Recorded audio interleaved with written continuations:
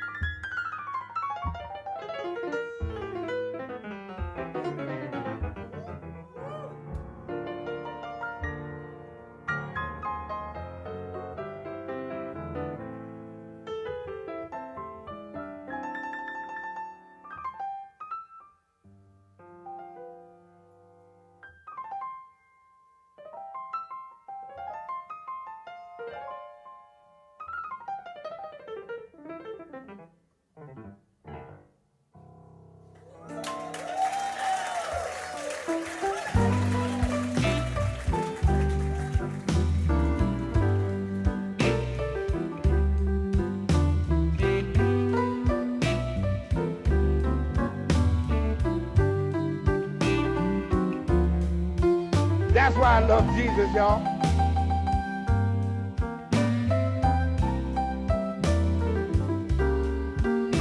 Esce mi cuore di ale, che te mi cuore di ale, che mi cuore di ale. Brave white Jesus.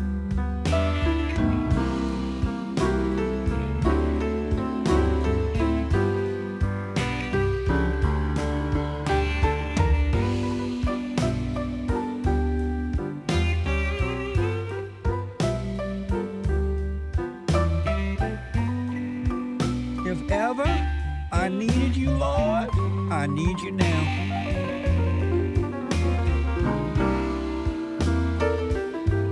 Get behind me, Satan. Get up, Satan.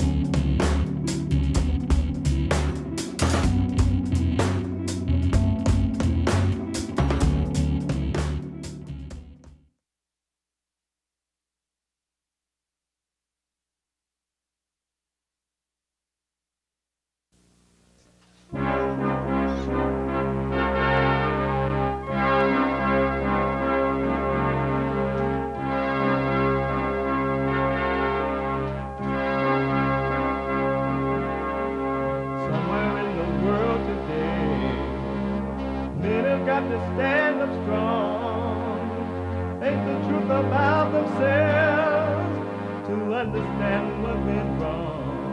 I know we can find a way. I know we can find a way. I know we can find a way to stand up,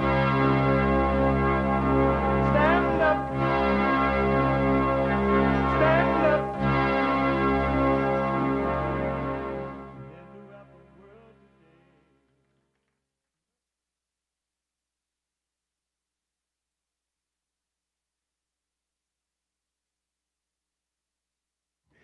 Uniting the races with truth instead of dividing them with lies. We're also rebuilding the family by rebuilding the man. I am Jesse Lee Peterson. Welcome to the show. Good morning. Hi, y'all. I think, and I may be wrong though, because all thoughts are all lies all the time, but I believe I heard that it may rain in L.A. I'm not sure. It's definitely not all bright, sunshine, and warm days yesterday and today. It's not bad, but it's not something you want to write home about. So I'm told that it's supposed to rain on Saturday. So, and I think we can use some water. Good morning. Anyway, you can get involved by calling 888-77-53773. 888-77-JESSE. Jesse. Jesse. And my biblical question, why do you need a pope? I'm not understanding why the Catholic people need a pope. Because I don't think the pope is for everybody. I think the pope is just for the Catholic people. Why do you need a pope? That's the biblical question, and it's a doozy. It's a mamma mia, hola, si senor, gracias, doozy. We have every way that you can watch and support the show listed on jesseleepeterson.com/show, jesseleepeterson.com/show. And if you're out and about, running around, getting ready for your day, taking the kids to public school because you don't love them and you ain't got time for them, your ego need outside fulfillment, and you're not being glorified at home. So you're sending the kids off to school. It doesn't matter what they've been taught. You pretend to care, but you really don't. Or you're making breakfast, lunch, and dinner, wherever you may be. You can be listening to the show. You can podcast the show, but you can still listen to the show by calling the listen line on TalkStream Live at 605-615-4131. 605-615-4131. And to donate and have your comments read out loud, go to Buy Me a Coffee. BuyMeACoffee.com/JLP Talk. BuyMeACoffee.com/JLP Talk. Or Bond JLP Cash App. Bond JLP Cash App. All right?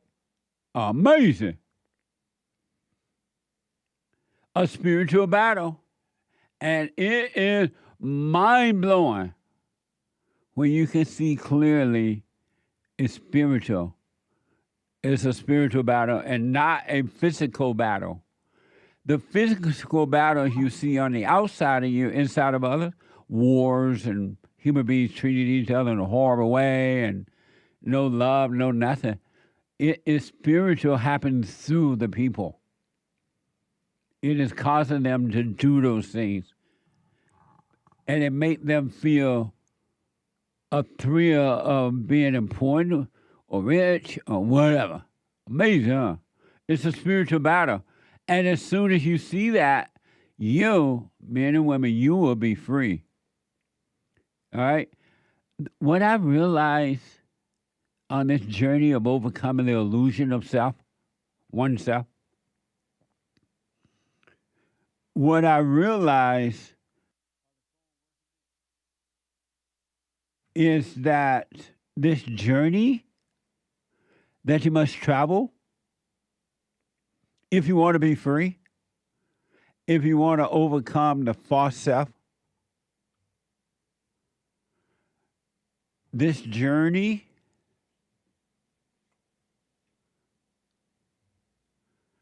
it is only conquered by the man or the woman, the male or the female,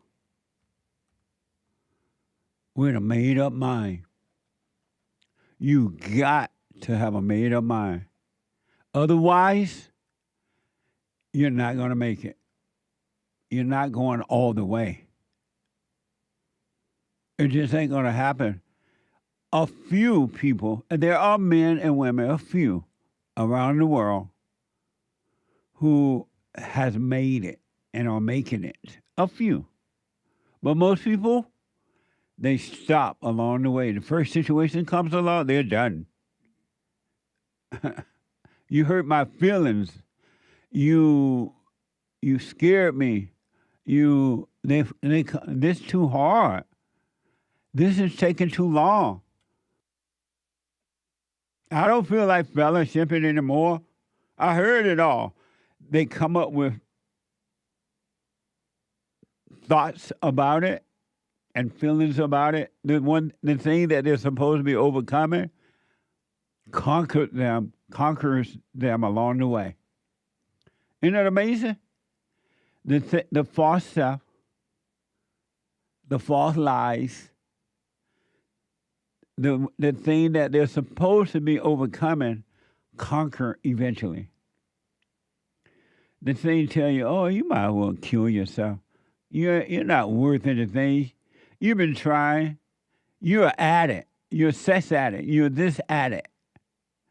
And you try hard. No, I'm going to get over this. I'm going to get over it.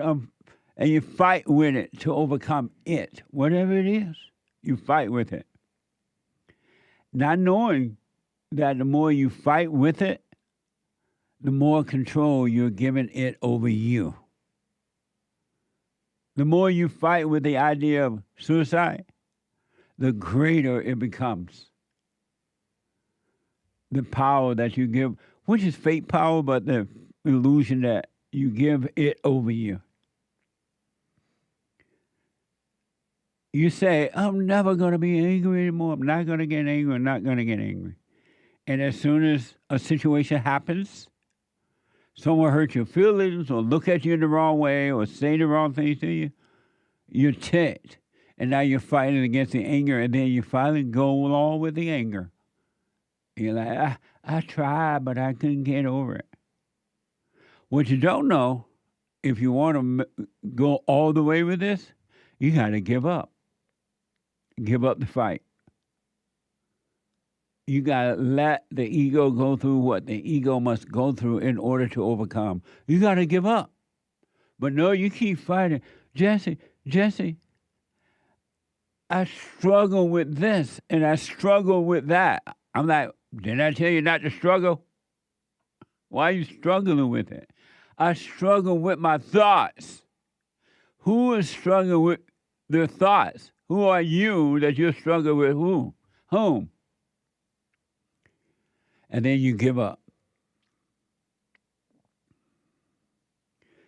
You give up. Only a few will going to go all the way with this. But believe me, and it's difficult, I got to tell you that, to go all the way with it, only because you think you're fighting against something, that there's you to fight. If you knew for sure and could see clearly that there's no you to fight, there's a false you to surrender, let go and let it happen, You would give up the fight, and then you go all the way. Otherwise, it ain't easy. It ain't easy, no, it ain't easy. It ain't easy, and a lot of people don't make it. A lot of people just won't make it. They won't. It's impossible for them to stay present. Only because of they won't do it, not because it cannot be done. So, and most people love their thrills. They always end up back to their thrills, especially when they fight with the thrills. And I'm like, don't fight with the thrill. Be aware of the thrills. If you be aware of the thrills, then you have the greatest power in the universe to fight for you. But you fight with the thrill, and you love the thrills. Amazing, huh? So for those who are listening, and I counsel with people every day, by phone, Skype, or walk-in, and they're fighting with it. I'm like, no, don't fight with it. Don't. If you're a drug addict, for example, sex addict, whatever kind of addict you want to call yourself, stop fighting with being that way. Don't call yourself that. Don't fight with it. Be aware of it. And don't call it you. Because it's not you. It's it that made a home in you. And you identify with it as a kid. And someone hurt your feelings, don't be like, oh, yeah, they hurt my feelings. They talked about me, or they corrected me or something. They hurt my feelings. They didn't hurt your feelings, dummy. There are no feelings for you, in you to be hurt. They hurt your ego, the false you, as Christ called it, that old nature, all right? So be hurt. Let it hurt. Feel the hurt, but don't call it hurt you. Oh, I forgot to tell you. It's Thursday. What the? And Thursday is a beautiful day. Not just because it's Thursday and every day is a beautiful day, but because, and to add to, it is Bible Thumper Thursday. Oh, God. Oh, God. Are you ready? Are you ready? Are you ready? I don't feel your faith. Are you ready? Hallelujah.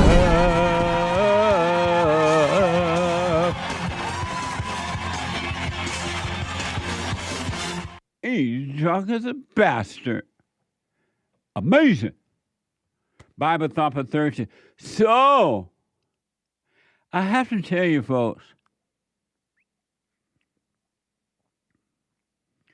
the journey to overcoming the false self, because that's what you're working on, and remembering the real you, but anyway, it's amazing. When you think that you have found the real you, oh, I found myself, I've overcome. I know who I am. I found myself. You have not found yourself. When you think you have not. Be glad to know that, because when you do, there's going to be nothing to think about.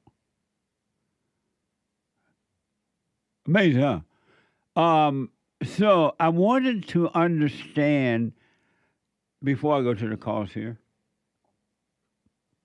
I wanted to understand the whole Pope deal more and more, because I honestly don't see, that doesn't mean it's not there, it's just that I don't see it. I don't see the purpose of a Pope. And it looked like I'm looking at, sometimes I see the clips when I'm watching a news show. They show this Pope that expired recently. The Pope is, may his soul rest in peace. He did. And when they show clips of the Pope, and they always show a whole bunch of people around the Pope, and the people seem to be crying and feeling good around the Pope, And the Pope seemed to be feeling good around the people. But it seemed that that's all that's going on. And right now they're having the Pope, this Pope that's there right now, they having his, you know how you put the body in a casket and then you have people come to view it? They look at, I forgot what they call, but they're allowing people to go to view the body of the Pope over there in, I guess, over there in the Pope House, wherever that is. And a whole bunch of people, according to the report, going there to see it from around the world. And when asked by some of the media, why are you here to see the Pope? Oh, well, he's the head of the church and blah, blah, blah. And then some people, when they ask, what kind of Pope will you see next? Would you like to see next? Some people say, well, I want to see a more compassionate Pope. And some say, I would like to see more conservative Pope. And all kinds of stuff. So I'm like, what's up with the Pope? And I remember the Pope was ticked. And so I've been looking at the Pope. I had my producer to give me a couple soundbites on the Pope deal. And so I wanted to know what's going to happen next with the Pope. And this first soundbite is, now that the Pope is dead, here's what happens next. Watch this from NBC, Chicago. Alex, who's next isn't just a favorite dinner party topic in Rome. The papal selection process is always underway, with names floated and cardinal contenders from the relatively small group of top Catholic churchmen who make up the College of Cardinals. And while it is an election, it is not a democracy. Rank and file Catholics don't get a vote. The next pope is chosen by 135 voting-age cardinals who were just invited by the Vatican to begin arriving tomorrow morning in Rome. Cardinals, the men in red caps and vestments, gather in a Vatican City conclave, as it's known, to begin electing a new pope 2 to 3 weeks from now, following the pope's funeral. As the current Hollywood movie Conclave portrays, they report to the famous Sistine Chapel for a closed-door, non-public selection. Eligible cardinals are those younger than age 80, and they choose the 267th pope by secret ballot. That sounds like a political movement. Is the Pope, do they have their own political, you know how you have Republican, Democrat. Do you have Pope Party? That sounds pretty serious to me. Oh, which party you belong to? Are you Republican? No. Are you Democrat? No. Are you Green Party? No. I'm a Pope Party. I'm a member of the party of the Pope. And the Pope makes all my decisions about how to vote. Not me, but that's what people say. Here's a visual guide to how a new Pope is elected. One by one, the cardinals walk down the aisle before taking individual oaths to obey the rules of the conclave, which demand the utmost secrecy. If they ever break their silence, they risk excommunication. Extra omnes. Everyone out, and with that, the doors closed. The work of choosing a pope would truly begin.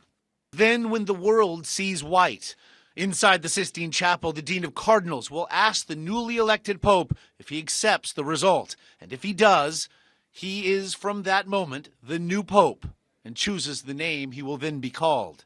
Next, he walks to the nearby Room of Tears, so called because some newly elected popes have in the past cried there as they absorb the enormity of the moment. He then dons his new robes, puts the papal ring on his finger, and is led down the Hall of Blessings to the central window of St. Peter's Basilica, where he is introduced to the masses with a simple Latin phrase, Habemus Papam, we have a pope. Does the Pope wear the same clothes all the time? What the? I have never seen the Pope in a suit or a pair of jeans or sweatpants. He always had that robe thing on. What the? And here are the leading papas. Here are the leading papal candidates based on expert analysis and betting odds. See, they bet on the Pope in Vegas. I guess. Watch this from NBC Chicago. And here are the leading contenders right now, according to experts and even betting line odds, although these are guesstimates at best. Luis Antonio Tagle, a 67-year-old archbishop from the Philippines, known as the Asian Francis, because he lines up on the late Pope's social justice views.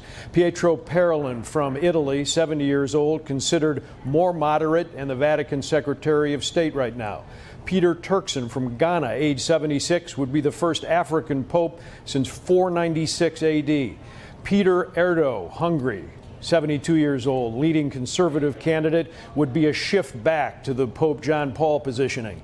And Angelo Scola, Italy, an 82-year-old cardinal and perennial possibility, but he may have aged out. There, of course, are others in the running, and these are all cautionary possibilities. Remember, when the very popular Pope John Paul II was elected in 1978, he wasn't on anybody's list.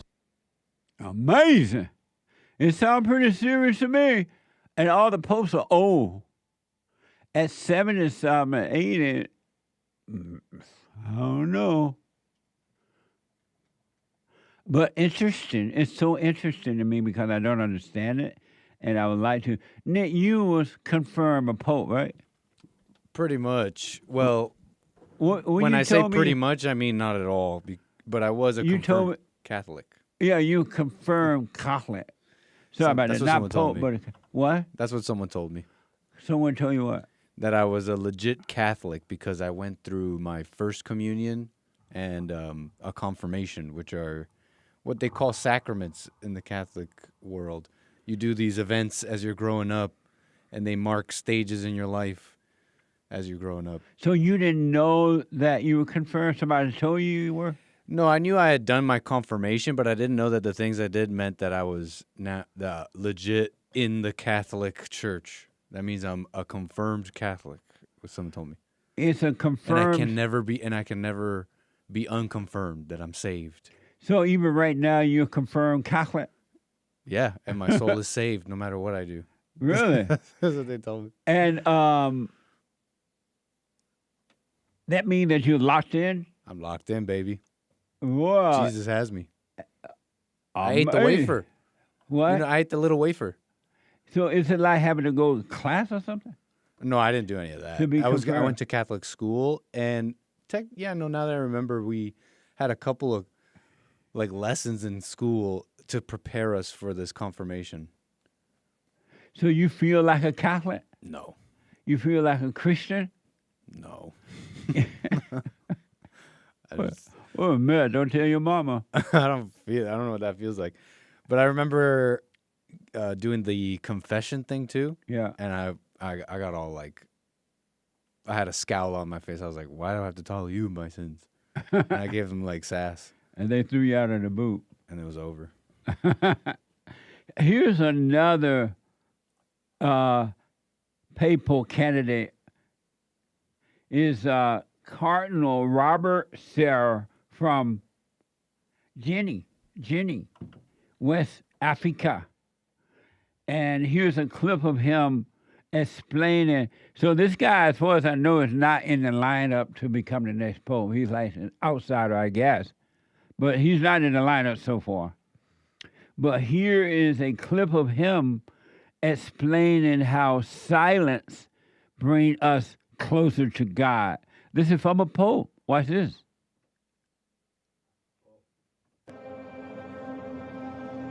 Even in our churches, there is too much noise. So it's not a place where we can encounter God silently. Silence makes man more similar to God, because God, I said, is silence. He talks in silence. We encounter him in silence. And if we remain with God, we become silent. Why the Western countries today are no believers, are less believers, because they are every time talking. They know no silence, and the faith is going down. Silence is really the moment where I construct myself as a human being related to God. And without God and without silence, we are lost. That's deep. This Pope ain't gonna never be confirmed as no Pope. They don't want you to be silent. They don't want you to know to be silent. They want you acting out, singing and hooping and hollering, carrying on. Otherwise, you don't need the Pope. What the? Unless the Pope is pointing you to that. That's deep. This man, Cardinal Robert Sarah, sorry, Robert, you ain't gonna make it. They don't want no silent Pope. Here's a clip of Sarah discussing why he believes the Western society is lost because it has turned away from God. Watch this from X. What are we doing here? In other words, what are our lives for? What kind of people are we called to be? The Western society seems to be lost because when we are cut from God, we are lost. It's like a tree without roots. It's like a river without the fountains. God is our fountains. If we are cut from God, we are lost. And God is silent. That is so deep. I don't know what to do about it. I don't know what to tell you. It's so true.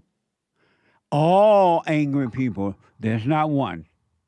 It doesn't matter. You read the Bible, hoop and holler, you're a Catholic, you're a Pope, you're a Pope follower, you're a Mormon, you're a Aluapa, you are a whatever. When you have anger, you're hatred. You have hatred, and you're cut from God. You're separated. All angry people are separated from God. And you don't know it. Most people don't know it. And you call it something else. You call it loneliness. You call it suicidal thought, alcoholic, drug addict. You call it something else. But the real problem is that you're separated from life. And you have a fake life. A life that brings destruction.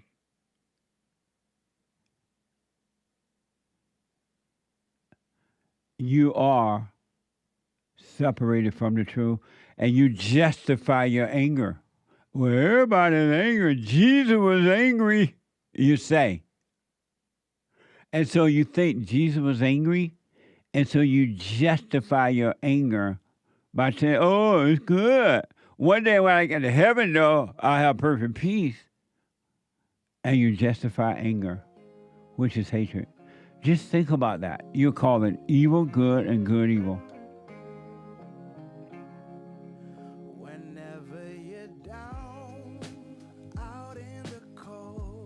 Amazing. It's Bible Thumper Thursday. Let me take a quick break. When I come back, your phone calls and your super chat. It's Bible Thumper Thursday. The most lost people on earth today are the people who believe in God. Isn't that amazing? They believe about Him. They don't know Him. Quick break. Back in a moment.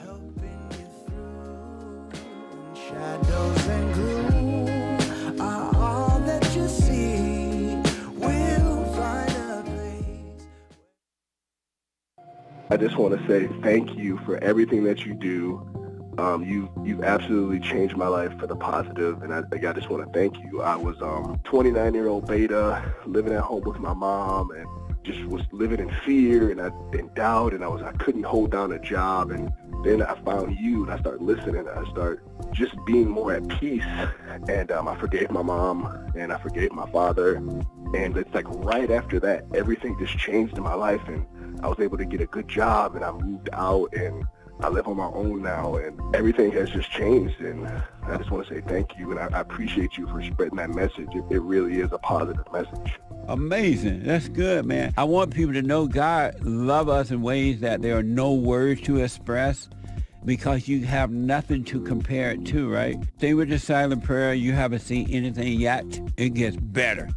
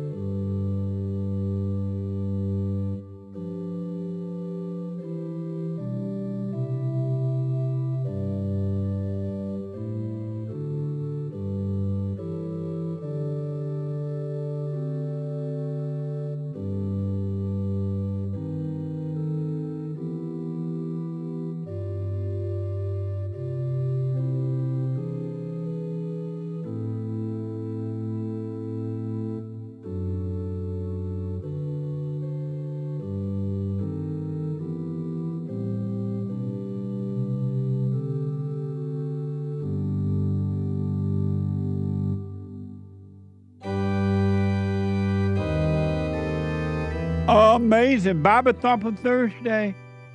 We take all calls, but we give the Bible Thumper a little bit more time on Thursdays, even though we discuss things with the Bible Thumpers all week. And because we love the Bible Thumpers, we give them a little bit more time because they it's difficult to communicate with Bible Thumpers. They need patience. 888-7753-773. Quick announcements. The Hake report is coming up at 9 a.m. this morning. The Hake, H-A-K-E report.com from 9 to 11 a.m. Pacific time. And James Hake is on fire. He ain't got that good hair for nothing. It's on fire. And the after the Hake report, Joel Friday TV, he black. Another on fire. Just a network full of men who are on fire, working on themselves and trying to point the right way for you. Amazing. Joel Friday TV at 11 a.m. And then the one, the only, confirmed Catholic in the whole network, the American anchor baby. Energy given to him by God. Just energy everywhere. The American anchor baby at 12 noon. All right? 12 noon. Amazing. And then tomorrow, Friday, if the Lord is willing and the creek don't rise, brand new episode of the Fallen State.tv. Oh my God. Oh Lord. Why, George? I had a discussion with Lauren Whiskey. She is a media personality and political activist. Watch this. Next time on The Fallen State. I just could not get clean, and I was hardcore drug use. It wasn't supposed to happen to people like me, and it did. Addiction, it doesn't discriminate. God started to work on my heart. He started to rebuild me from the inside out. The heart is evil. When you can admit that, he would change it, and he would start to work on everything else. Every opportunity I could have ever wanted, God gave to me, but it was like only after I had submitted to his will in my life. Amazing. TheFallenState.tv tomorrow at 11 a.m. Pacific time. Friday, if the Lord is willing and the creek all right. You can be a member of TheFallenState.tv right there. Amazing, huh? Or you can go to local. You can support us in that way, or you can support us however way. TheFallenState.tv. I just want to quickly show you these quotes from this Cardinal Robert Sarah. As far as I know, he's not up for Pope running thing. And the way he sound and the way the other popes seem to be thinking and sounding, I don't know if they're going to let this pope be a pope head. Whatever. What a mess. So here's an image of Cardinal Robert Sarah and a couple of quotes. Yeah, here's a couple of quotes. So here is Cardinal Sarah. The West is dying. There is no longer any birth rate. They are being invaded and are losing their culture. He says gender ideology is a Luciferian refusal to receive a sexual nature from God. He says the real men of God have no fear of death because they are waiting for heaven. And those who use the Bible to justify mass immigration are bewitched. All I got to say about each and every one of those quotes, amen. It's so true. And I didn't know they had a pope that think that way, that knew this. Really. And I wonder, I hope I can interview him one day. I would love to have a discussion with him. As I speak right now, my producer's on it, Derek. He's getting the Pope as a guest on the show. I would love to talk to that Pope. He's all the way from West Africa. So we'll see if that's possible.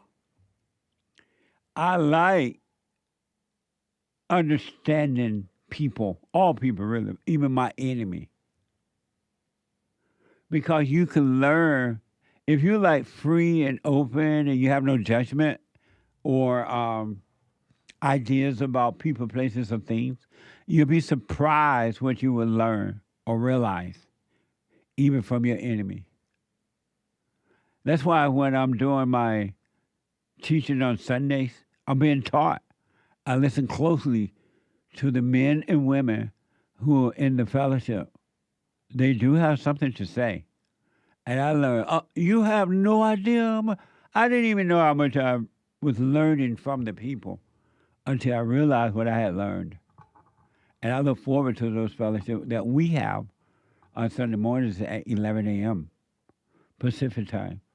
Meetings doors open at 10:30.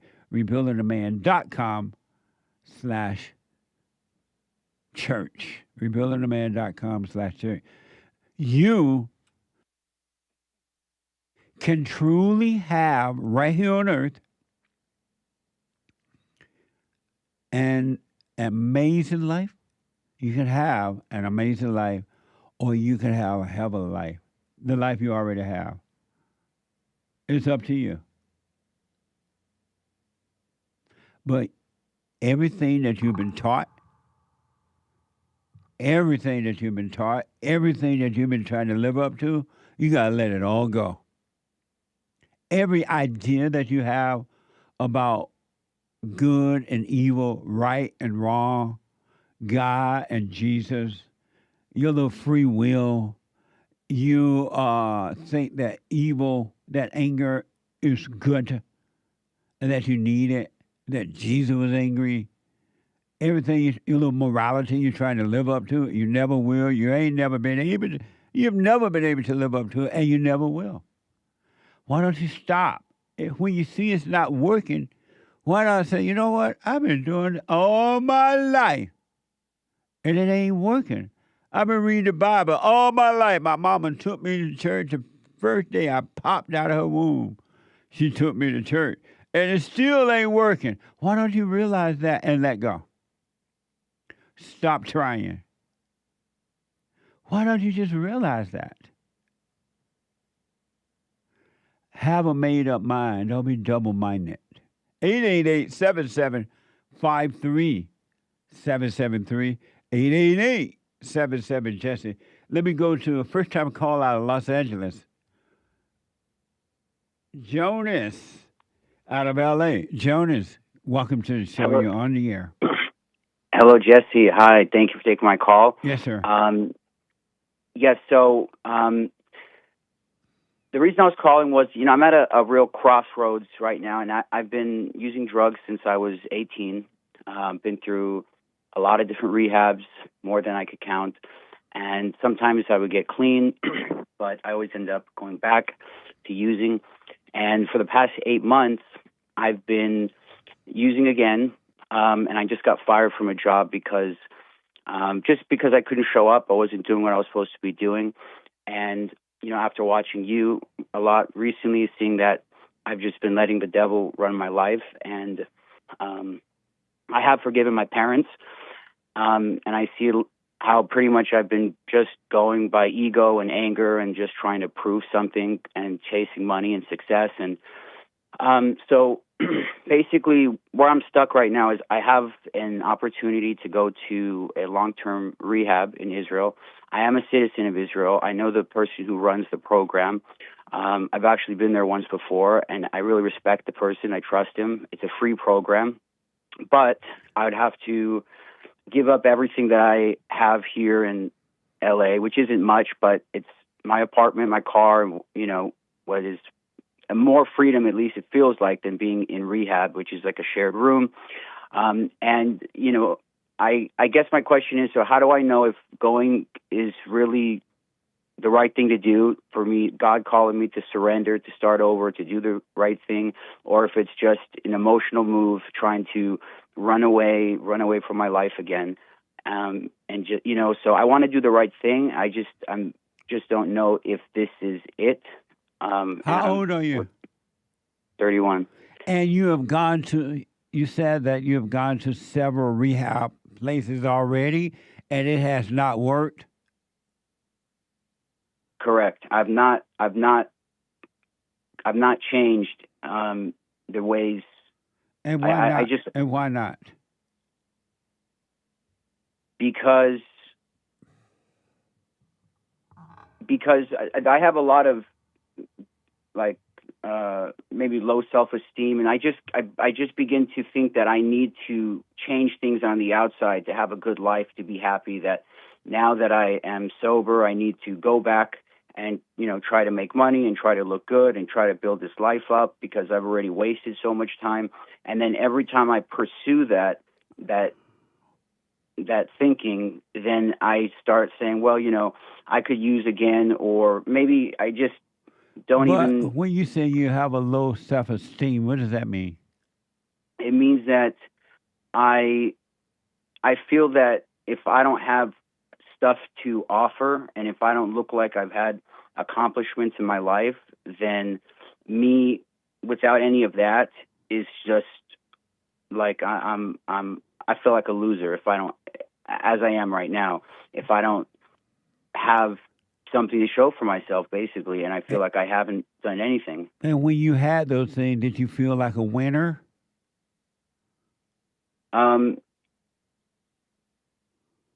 Well, no, I felt lonely when the times that I did have it. So when you had all those things that what you think made you, that you don't have, you feel like a loser, but you had those things and you still didn't feel like a winner. Why not? Well, what has happened was why did you feel like a winner when you had those things? Why didn't I? Because I don't know why, honestly. I still just felt I just still felt bad about myself, and then I would start using again, and then I would lose everything, and then I would just basically repeat that cycle over and over again. And so you had those things that made you what you think a person should have to feel like a winner, but when you had them, you didn't feel like a winner. It didn't work. Why do you think getting those things again will make you feel like a winner? I really don't even know why I believe that. Maybe it's just from believing a bunch of lies from growing up in LA. And I wish I didn't believe that, to be honest with you. I wish I didn't have that constant pressure and anxiety over me all the time to have to do that.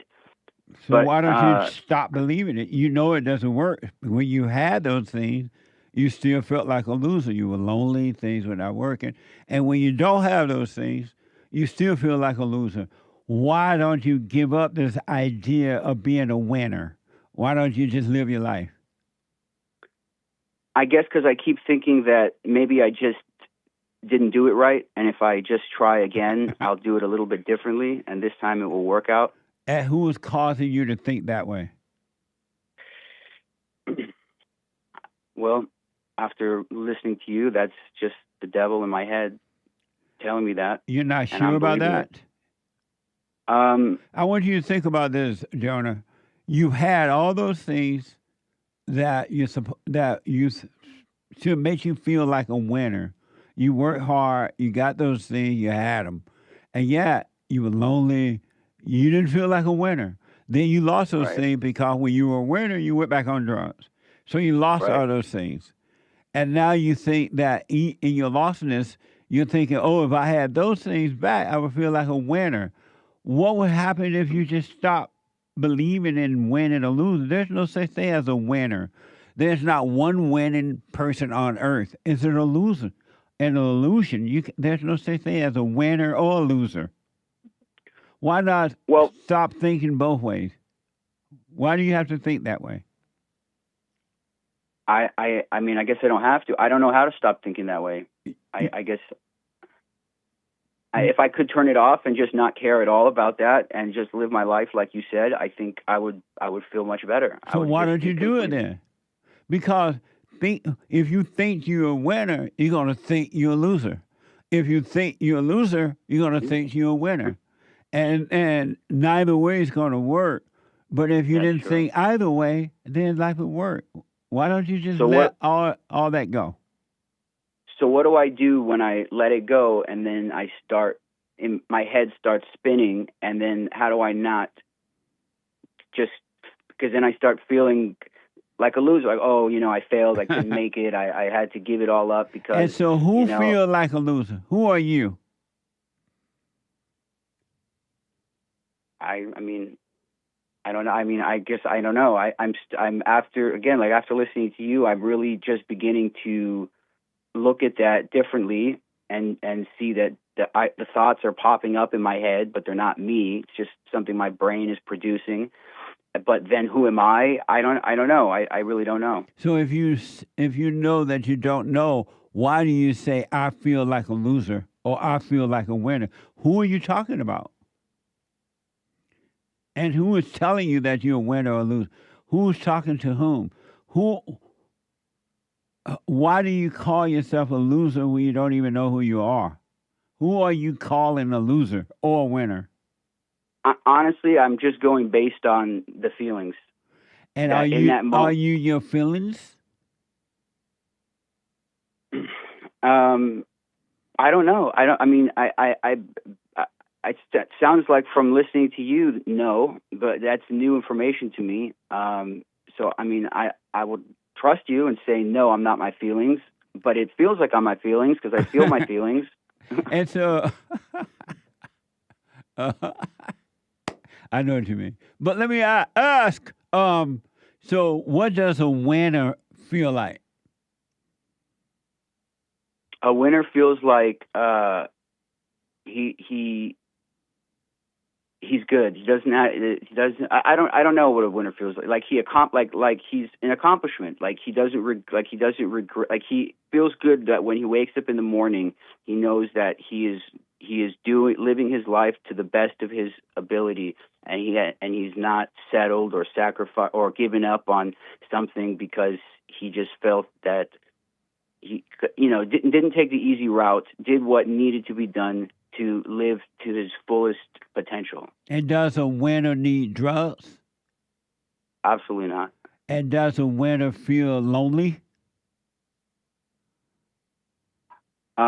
No, I think a winner is someone who is really.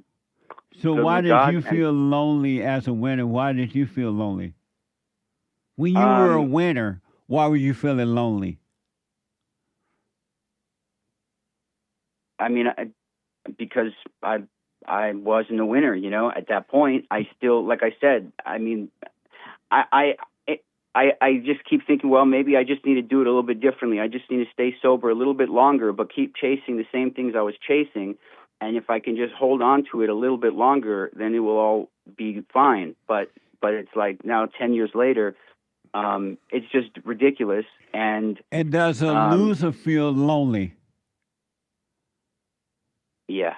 And so so a winner have the same feeling that a loser has? No. But you felt lonely as a winner. You still felt lonely. You still go back to drugs, right? Right. And So as a I loser, you feel lonely and you still go to drugs, right? Right. So what's the difference between a winner and a loser?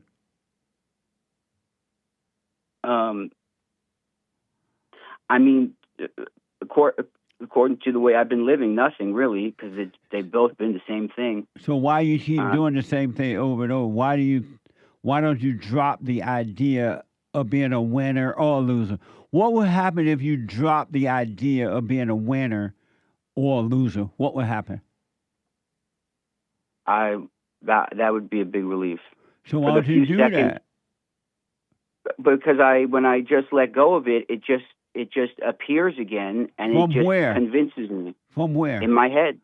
And where does it come from to enter into your head? Where does that come from? I mean, I guess my brain. Your brain don't produce thoughts. Your brain make the body function. Where are those thoughts coming from? Well, so I don't know. Why do you call them my thoughts? You call them your thoughts. Why? Would you ever make yourself feel like a winner or a loser? Will you ever say that? Will you ever make yourself feel that way, winner or loser? Or would you ever make yourself think that way? No. If I could just choose, I would just put it all off and not worry about it. And so, since it's not your choice, why don't you put it all off and don't think about it? Why don't you let those thoughts go? Win a thought or lose a thought? Why don't you just let them pass, knowing that they're not your thoughts? I guess I'm just not convinced of that yet, but I want to be, I'm willing to be convinced of that, and that's part of why I'm calling you. And why don't you? What will it take to convince you of that? I think the only thing will be if I just decide to do it, and then just keep doing it until I can see more objectively. So why don't you do that then? Can you get across a bridge to the other side of the road without crossing the bridge? Or will you have to just sit there and think about crossing the bridge? No, I'd have to cross it. So why don't you just do this then? Stop believing the thoughts. Identify with it. Why don't you just do it? You've heard me say it, and the way you're doing it is not working. Why don't you just do it? Can you hold for a minute? Yeah. Hold on. 888-77-53-773. 2 more hours ago. The hate news, not the fake news. I'll be back in a moment. The way things are going, but you can't be angry because that's what the enemy wants. He wants to control you. They do things to make you mad so they can control you. It's like being married. And the wife would do things to make you mad, or she'll do things to make you feel good. And men do that to women too when they want something from the woman, especially sex. They'll make her feel good or they'll make her angry. And the woman's gonna have to say, you don't want to be angry. You want to speak up. You want to disagree with what's going on. It's wrong, but do not be angry. Then you won't have fear. You won't have doubt. You won't have worries. You'll be able to see, but you got to stay away from anger. That's why you must forgive your mothers and your fathers so that you can overcome the spirit of anger. It's a spirit and it's wicked. Nothing good in anger because it has no love, folks. You need love to defeat evil. And love is not a weakness. It's a strength. It's from God. It's His nature.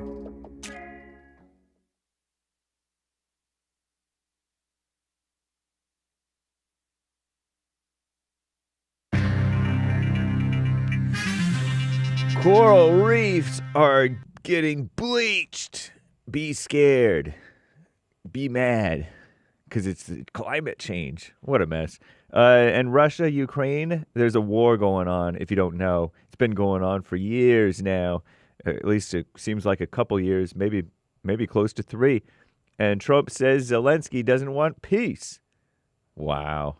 He doesn't want to surrender. You got to surrender. And Trump and Kristi Noem want to eliminate FEMA, the Federal Emergency Management something Association. Maybe.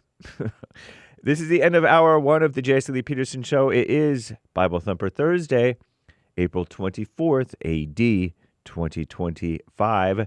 There is one line open. You can call in right now, either on your cell phone or on your old school phone during Hake News, Not Fake News, or old school phone during Hake News, Not Fake News.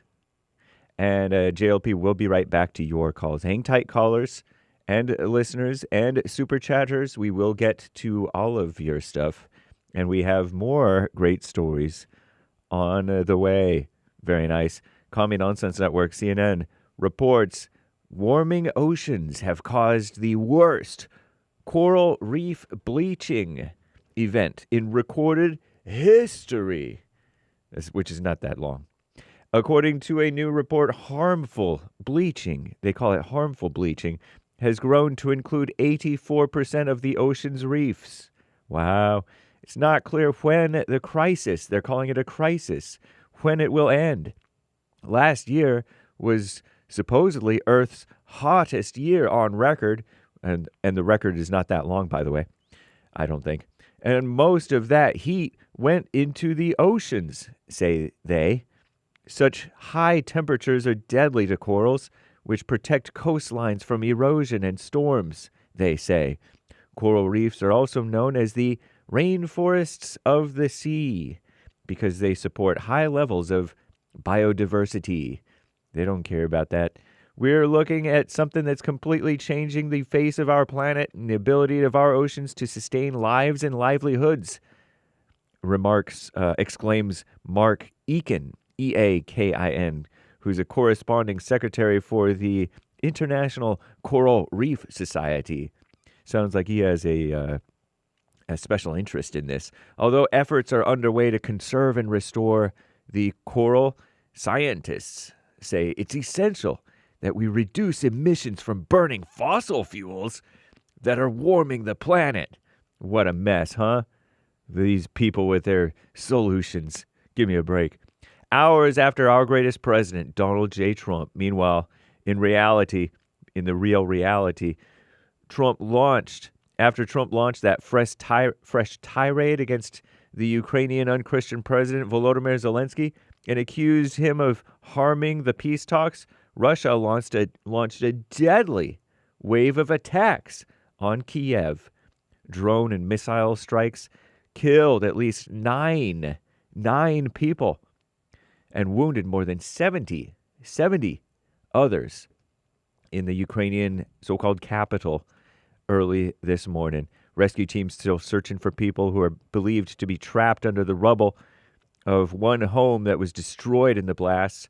As part of the proposed peace deal to end the war, the U.S. suggested that the Ukraine recognize Russian control of the Crimea, a supposedly Ukrainian peninsula that Ukraine recognized, that was supposedly illegally annexed by the Kremlin under Obama more than 10 years ago in 2014 by the Kremlin.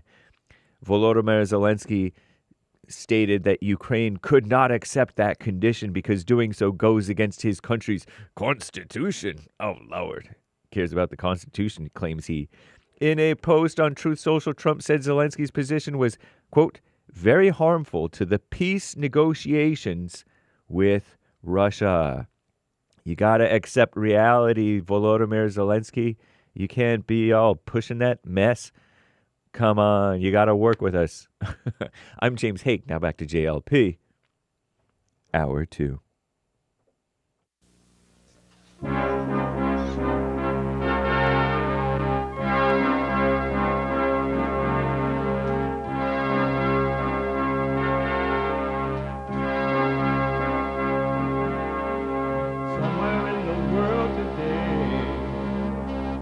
got to stand up strong, face the truth about themselves, to understand what's been wrong. I know we can find a way. I know we can find a way. I know we can find a way to stand up, stand up, stand up.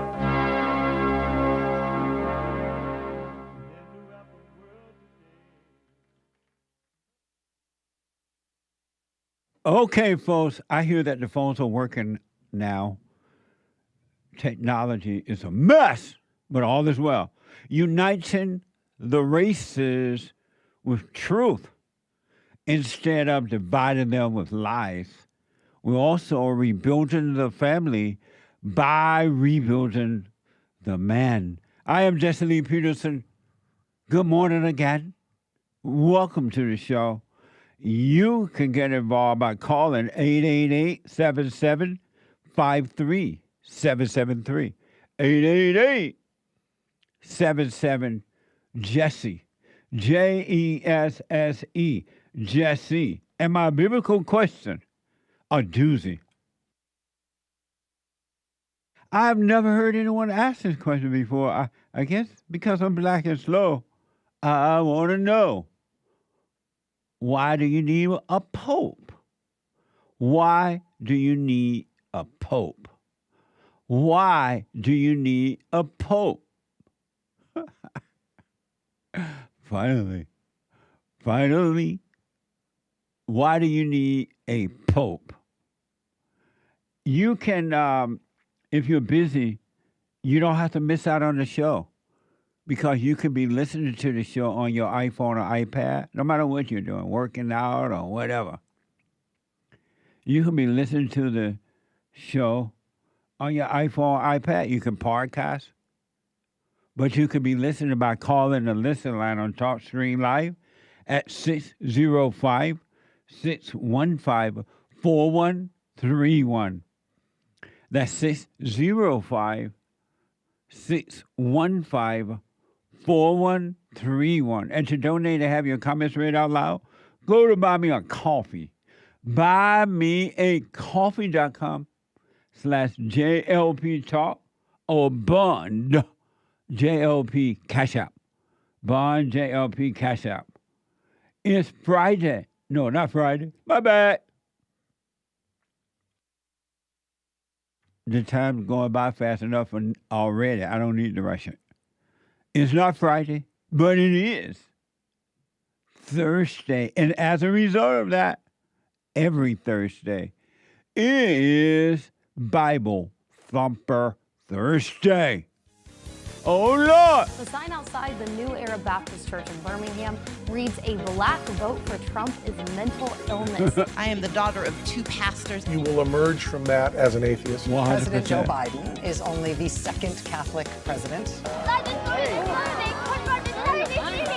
The Pope is like, if you don't... They call him the Holy Father. Ain't nothing holy about the Pope. God, why? Why, George, Lord? Why George, God? Holy mackerel. I can't believe you people follow a man. You know what's so interesting to me?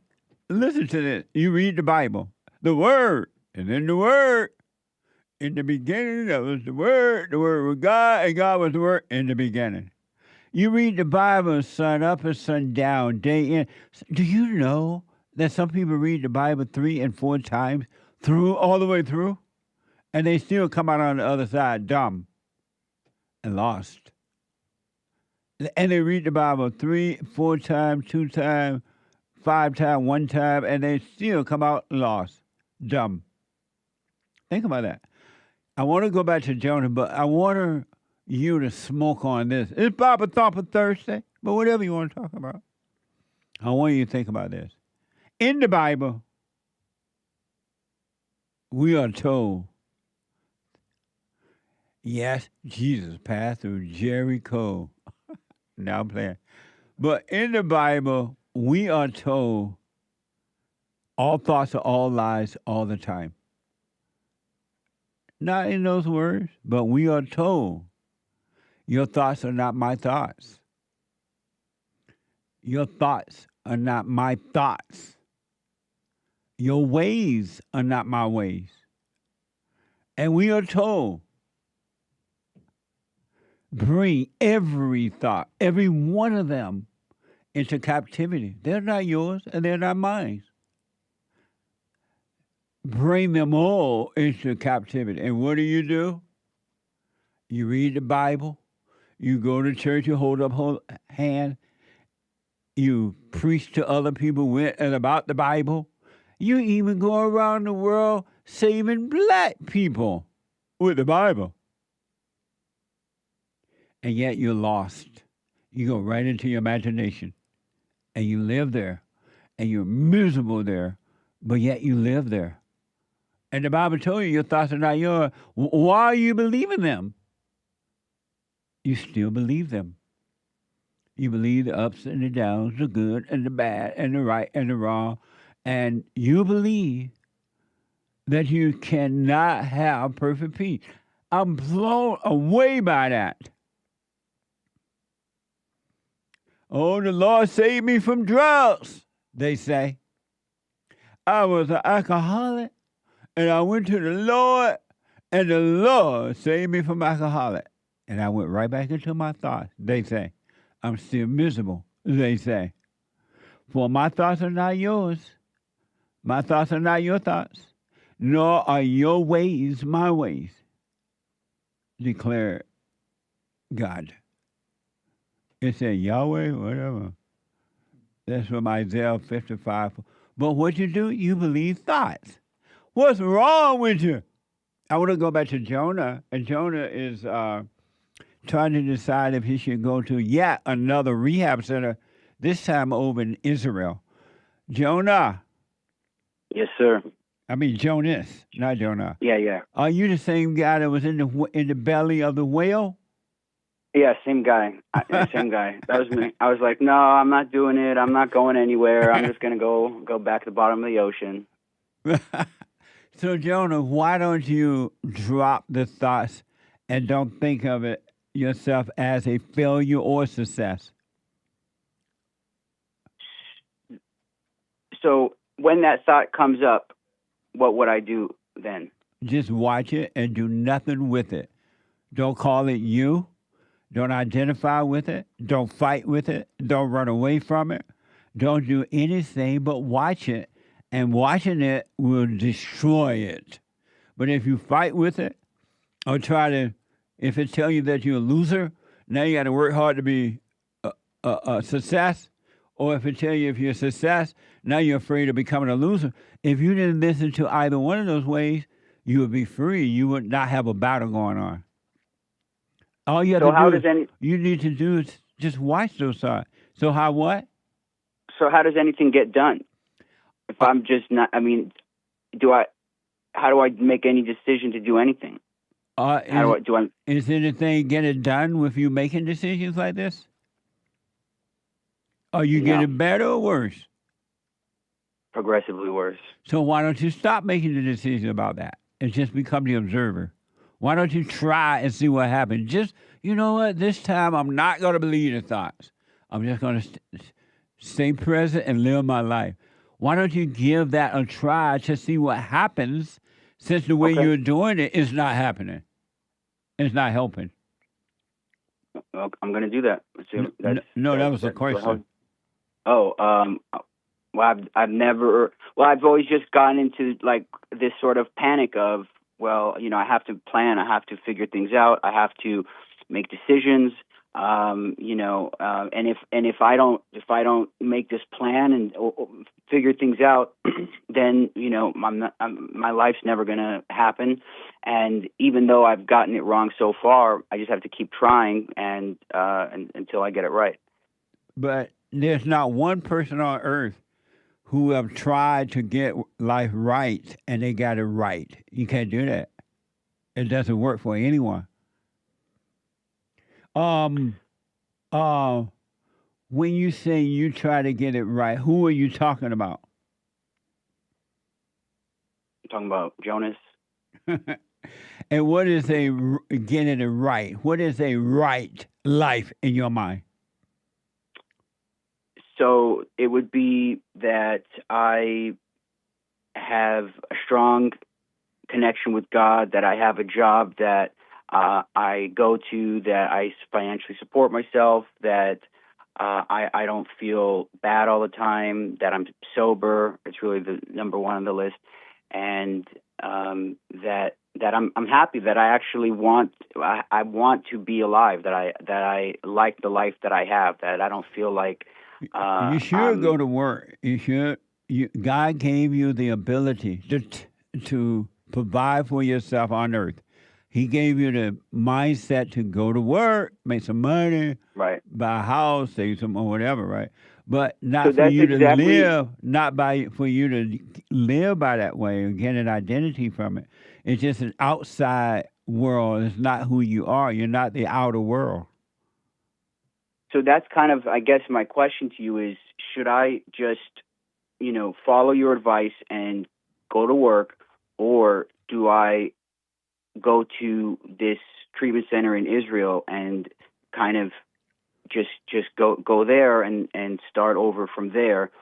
What made you think that going to another rehab center? You've been to several, according to you, rehab centers in the United States. Why do you think going to another rehab center in Israel going to help you? I really don't know. I just think that, like, nothing I've been doing has been working. So that's the only reason. So another rehab center is not going to be able to work. It's just another rehab center, even though it's in Israel. It's just in a different location, but it's the same thing. Your problems are not outwardly. Your problems are inwardly. They're in your thoughts. You believe your thoughts and emotions. And as long as you obey them, they're going to always influence you to make the wrong decision. And when you make that wrong decision, they're going to laugh at you. And while they're laughing, you're going to be crying. And then while you're crying, they're going to tell you another thing to do. You're going to follow that. And they're going to laugh at you again. As long as you're listening to thoughts, they're setting you up to laugh at you. Because none of them will ever work. That's been my experience. I agree. Are you an alcoholic, you said, or a drug addict? Drugs. You're a drug addict? Yeah. Oh. And what type of drugs you use? Heroin. Oh, are you Jewish? Yeah. A Jew or heroin? What the? I know. It's how are you going to control the world and you high? No, there's no possible way. There's no possible way. Now, what about just about because there is a place that is more local that could be a shorter period of time just to sort of get clean, not necessarily to uproot my entire life and go start over somewhere else. But what do you think about something like that? Like 30 days just to get everything out of my system, and then continue and just basically go back to work, but under, going more with what you said than listening to my thoughts. What will happen if right now you never gave in to another suggestion from thoughts to do heroin? If you just did not give in to it, what would happen? I would probably go through some type of withdrawal. And then if I made it through that, I would find a job, and then I would just go to work. Why would you do that then? I know that's what has been. That was a question. Why don't you just do that?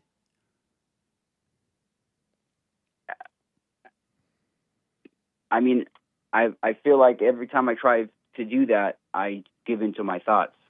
Why don't you stop? So why don't you stop when the thought comes, the temptation comes to do some heroin? Oh, Jonas, you're lonely right now. Why don't you just pop a little heroin and feel better? What would happen if you didn't obey that and just dealt with the loneliness and realized that there's no such thing as loneliness? That's an illusion too. I mean, I asked. probably. Go ahead. Yeah, probably I'd begin to feel better. So why don't you do at that, some point. man? I have okay. I mean, I'm gonna do that. No, I asked, do why that. don't you do that? Why don't you just do that? Why don't you work on you rather than looking on the outside for the answers? The answers are not outside of you; they're inside of you because all of your issues are inside of you. They're in your imagination, in your emotions, and the emotion in the body. But they're not you. Why don't you work on the you, the not you, by being aware of the not you? I guess I just really haven't been taking things seriously enough, or been willing to not be a victim and helpless, and up until now, really, I haven't been really seeing it that way.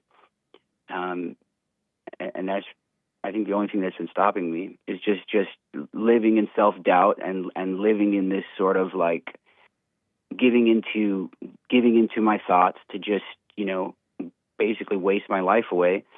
And I haven't been I just haven't been willing to just make a final decision to say no to all of my thoughts, that all thoughts are lies, and just period. And not So make you're any not exceptions ready to that. be free then. You're pretending. So you go into another rehab and pretend that you want to be free, and you're looking on the outside for the answer as though the rehab has the answer, and it doesn't. Right. Because you may stop doing heroin, but you're still going to be lonely. You're still going to be lost. You're still going to feel like a loser. Because they're Right. just thoughts and feelings. They're not real. So I think you're right. I have been just pretending. I've just been like the boy who cries wolf, basically talking about it. So I asked before the break, if there's a bridge and you need to get from one side of the road to the other one by crossing the bridge, the only way you can get across to the other side, you got to walk across the bridge.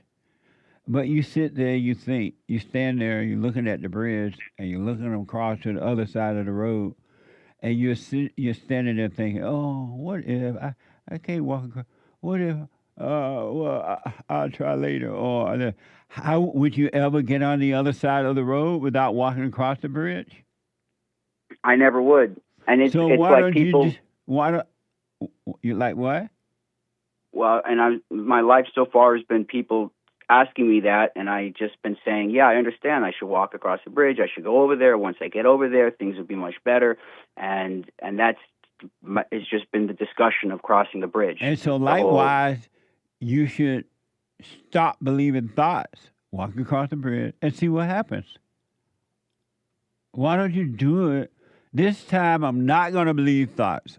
I'm going to do the silent prayer. I'm going to become the observer of thoughts, but I am not my thoughts. I'm not going to call them me. I'm not going to identify with them. And why don't you do it just to see what happens? Why don't you doubt the thoughts and see what happens? Yeah, I'm going to do it. I don't have any reason not to do it at this point. And then don't assume that when you watch these thoughts and stop giving into the suggestion of or doing cocaine or whatever you're doing, don't assume you're going to have withdrawals. Have no assumption. Always have a wait-and-see attitude. You may not feel anything about it. You may be just done with it. But don't have this assumption that, if I don't do it, if I do stop, I'm going to have the withdrawal and go through that. You've been told that from the world, and now you're assuming that, and you're going to be expecting that to happen. Why don't you have a wait and see? Wait and see. Okay. Yeah, I'm fine with that. That was a question. Oh, I never considered doing that, honestly. I just never thought about thinking about it that way. I just, my head said this is what's going to happen, and I just believed it, and that was it. Well, it's time to stop. If you want to be free of all ego, because loneliness, suicidal thoughts, calling yourself a drug addict or alcoholic or anything, or saying that you want to be a successful person or non-successful person. All those things are ego. They're of the devil. They're dark. They're not you. And that's the thing that you must die from. You must overcome by not identifying with them so you can have life, real life. And in real life, all you have to do is live. There's no war. There's nothing to fight with or to fight against. You just live your life. Let it happen. You'll be fine. And what about finding a job? Like, go out and find a job. Because, like, right now, let's say, for example, my resume, it isn't 100% accurate. You know, like, I have gaps in my resume for treatments and stuff, but I'll extend, like, being at a job longer. Is that like something that's just another product of my thoughts? Jonah. Yeah. You need to find a job. Okay. I'm asking. Yeah, well, now I do. I just. So I why haven't had a not job just now. go look for a job? Why do you need to think about all that? Why don't you say, oh, you know what? I got to get a job. Make a decision. The decision is, I got to get a job. Go looking for the job and everything else going to work itself out. Why do you need to worry about that rather than just going looking for a job? It's like trying to buy a house and you say, oh, I'm going to go buy a house. Then the next thought, oh, I don't know how I'm going to pay for the house. I can't pay for the house. How am I going to get a house? And then coming up with all that going to stop you from looking for the house. Because when you find the house, you're going to be able to pay for the house. But if you think about paying for the house, you're never going to find the house because you're thinking about paying for the house. It's like looking for a job. You know you need a job. Go and look for a job without thinking about what's going to happen when I get the job or if I don't get the job. Why not just look for the job and see what happens? Everything else, you will see what to do next. You coming over, oh, I got to find a job. What about my resume? Oh, I got to go, but I lied like this. Why are you doing that? Why don't you live a single-minded life rather than double-minded?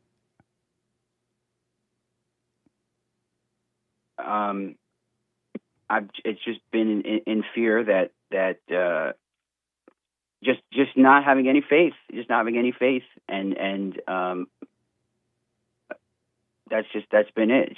Just not having any faith. But I mean, seriously, the last couple of weeks I've been listening to you, and I went to religious school in Israel for a long time. None of it really made any sense, but since listening to you, a lot of things that I've learned have been able to see it from a different perspective, and so that's been really, really great as well. And so I think that, I'm gonna do it. I'm gonna do what you're saying, and I've never looked at it that way before. I've never thought of it that way before, and I've just been helpless basically my whole life, and not realizing that was just me believing lies that my head was producing, or that thoughts were coming from somewhere, and I'm just going to do one thing at a time, you know. And Jonah, you don't need faith to live. You just need to live. Life is already happening, and it doesn't need you to believe in it. It just needs you to live it. It's already done. It's finished. It just needs you to live it. It doesn't need you to believe. So don't try to make yourself believe in it. You just live. Doubt the thoughts and emotion and just live.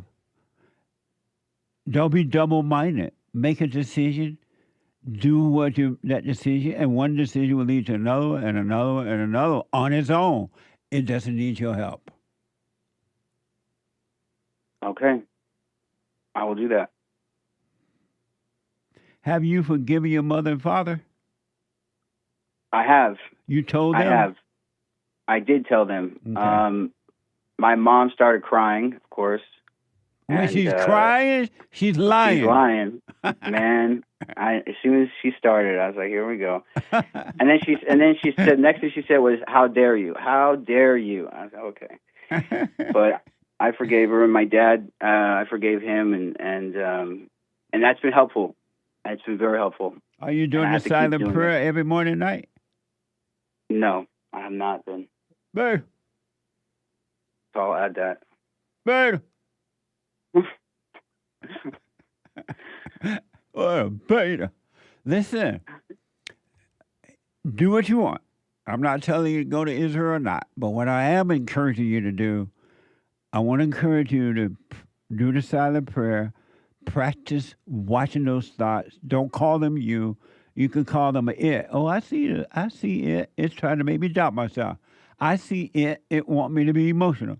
I see it. It want me to be angry. Don't call it you, so you can stop identifying with an illusion, and the real you will be made clear to you eventually. But the real you have no problems, no issues, no concerns, no worries, no doubt, no anything. The real you is free, and you are as. It's so amazing. The real you have no problem. You're fighting with the not you. It's the not you that you are calling yourself a drug addict, calling yourself this, and worried about that. That's the not you. The ego is the one with all the problems. The real you have no problems. Yeah. Yeah. So overcome the fake you by being aware of the fake you. You're not your thoughts. All thoughts are all lies all the time about anything. Okay. The good ones and the bad ones. And so in closing, the next time the thought come to do the drug thing, right? It's like, oh, Yeah. you're lonely. Oh, you don't have a job. Here, hit this pipe. I want you to watch it and don't do it. Do not do it. And then watch how those things in your mind and the emotions are going to start screaming. Yeah, oh, you can't live without this. You need this. Hit this, you're going to feel so much better. Oh, you got to have it. And don't do it. And then they're like, come on, you got to have it. Blah, blah, blah, whatever it tells you. And then you find yourself giving into it. Don't do it. But let's say you do it. It gets so strong that it's trying to make you do it. You just find yourself being weak. If you find yourself doing it, try not to. But if you find yourself doing it, don't judge it. Be aware of yourself going over to wherever your drug is located, next to your bed or wherever. Be aware of yourself going there to pick it up. Be aware of yourself picking it up. Be aware of yourself putting it in the pipe. Be aware you lighting it up. And be aware of yourself taking that first hit. Be aware of it. Don't be unconscious. And it's the awareness that would take it away from you. It would take away the appetite. I promise you that. But if you like, oh, look at me, I'm a drug addict. Oh, God, I thought I was done with this. I said I would never do this again. I'm a loser. If you start judging yourself, which is a false self, all you're doing is giving life to the illusion, and you're going to find yourself doing it even more so. Don't have an opinion about it. Okay. Try not to do it, but don't judge yourself if you do. Got you. Okay. Thank you very much. I really, really appreciate that, and I'm going to be doing that. And so work on the false self. Know thyself.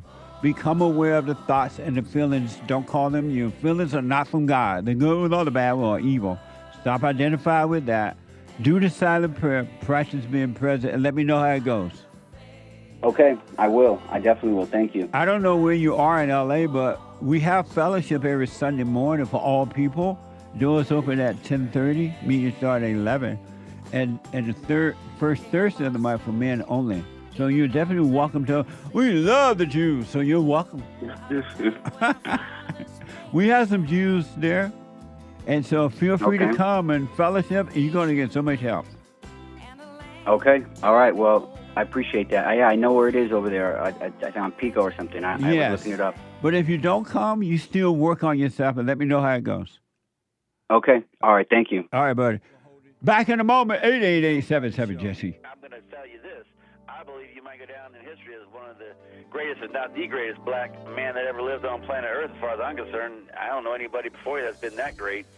You know, freeing the slaves is one thing, but you've been freeing people of their mind, which matters. It should be anyhow, you more than anything else, because with the mind not being right, there ain't nothing else going to happen right anyway. If you can doubt every thought because you're not your thoughts, if you can doubt every thought, knowing that you're not your thoughts, you don't create them, they're not from God, that they're from the deceiver, the great deceiver, Satan. If you can doubt every thought, you can be free just like that. At an instant. Bring every thought into captivity. It's so amazing.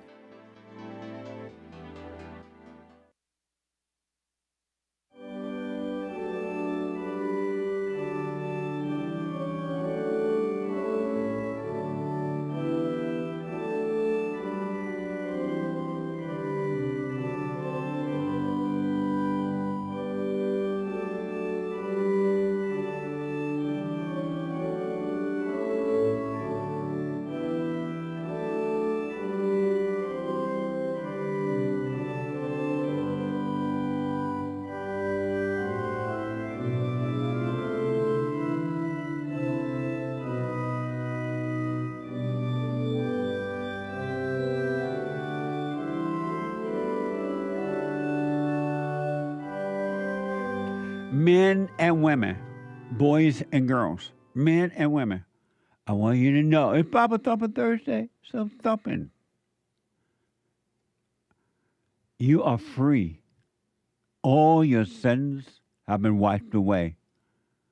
You're sin free, but you're claiming to be sinners. And because you're claiming it, you identify with it, you're living it out unnecessarily. The only thing that you need to do at this point in life is to admit that in your heart, not the blood pumping heart, in your spirit, your mind, you're evil. All of your thoughts are evil. The good ones and the bad ones are evil. And it's making you do evil things to yourself and to others. You are playing God. It makes you judge. It makes you make decisions. It causes you to come up with ideas that you think are your own. It causes you to look for love, and you never find it. It causes you to have suicidal thoughts. It causes you to say you're a loser. And then when you get a few material things, it tells you that you're a winner. It tells you, you know what, you'll build a better life. If you go and get married, have children, you'll be a better parent. They're all lies. And then you get married, and you start making children, you catch nothing but hell. You and the wife screw up the children because you're not at peace. You need to realize, if you want, the real you are free, but you got to drop the God ship. You got to stop playing God. You cannot be judging with your thoughts, your eyes, your words, your emotions, your little gestures you make about yourself and others. Look at. He think he better than everybody. You got to live, and you can live a thought-free life with no judgment, no plans, no ideas. Just live your life, and life will happen. It really will, but you got to stop playing God. You got to stop being angry and judging. Anger is hatred. Hatred separates you from God. All people, there's not one, who has anger are separated from the light. You're separated from life itself. And you call death life. Anyway, listen, check out my books. Amazing books. Just amazing, if I must say so myself. This will be my first book. From Rage to Responsibility. And after that,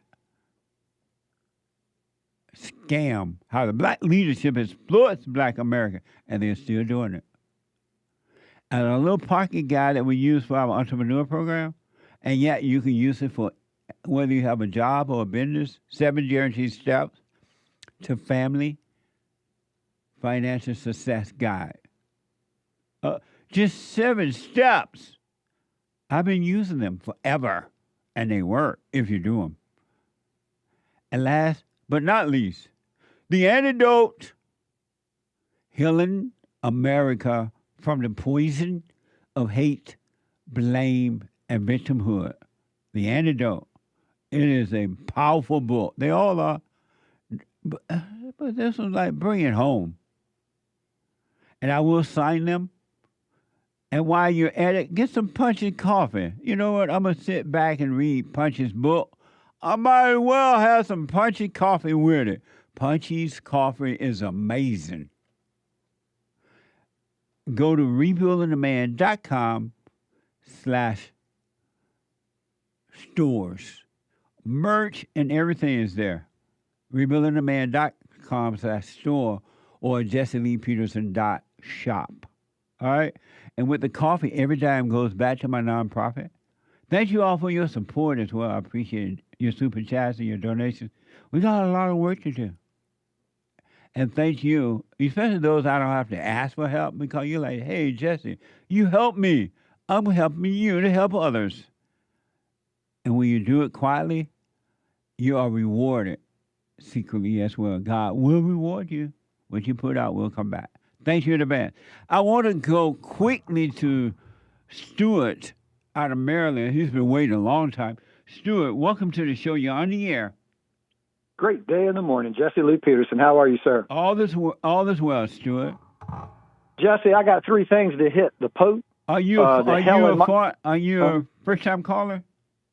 No. We spoke before. Oh, okay. Go ahead. But I have some good news. But I don't know if you want to hit the Mama or the Pope. What you want to hit first? I want, because of time, the one that's most important to you. Well, the most important to me, real quick, in 2014, long before I had found you, I found you a year ago. I tried to get with my mama and sit down and say, look, we need to talk. In fact, you need to get your ex-husband, my daddy, and my stepsister. All 3 of us need to sit down and talk. Well, oh, my goodness, I told them that. You would have thought I had poured hot coals in their lap. And she told me, she said, I will never relive the past for you or anyone else another day again. Did you tell her what you wanted to talk about? Or did you just say... I told all 3 of them. No, I told all 3 of them we really need to sit down and talk because of, even though they're divorced and it's my half-sister, they still family, and we need to talk because everything was so broken. Nobody wanted to speak to one another. But anyway, last week, I listened to you in the morning because you can hit me with some wisdom. I'm on the East Coast between like 9 o'clock.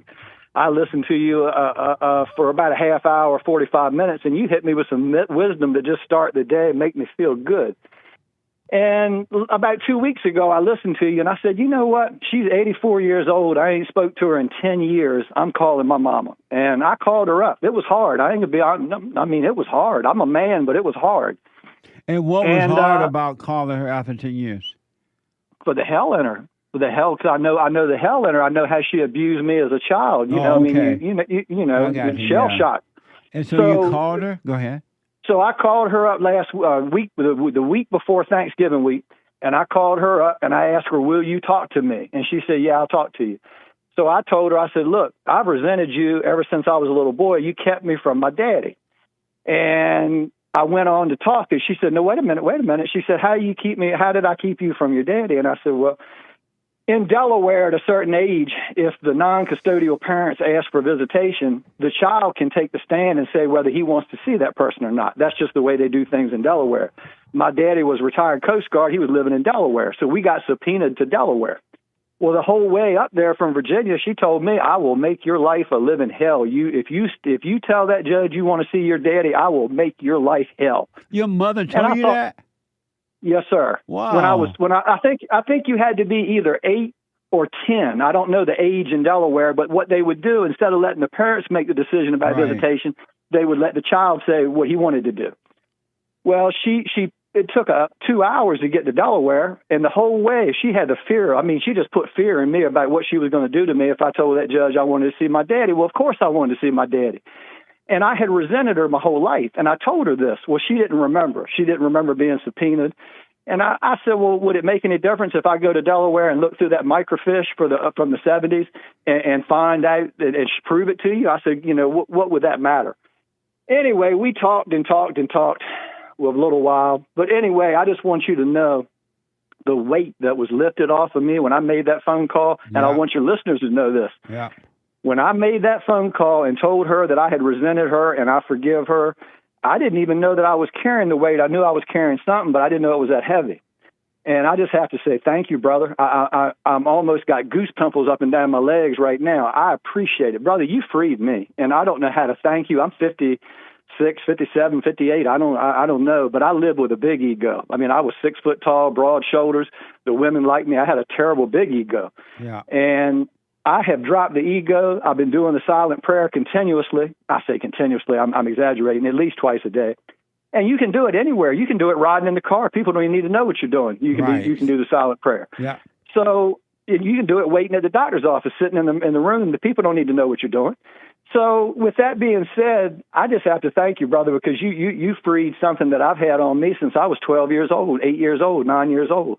And I don't know how to thank you. I tried to call you last week and send you a message for Easter, just the straight fact that I love you, Jesse Lee.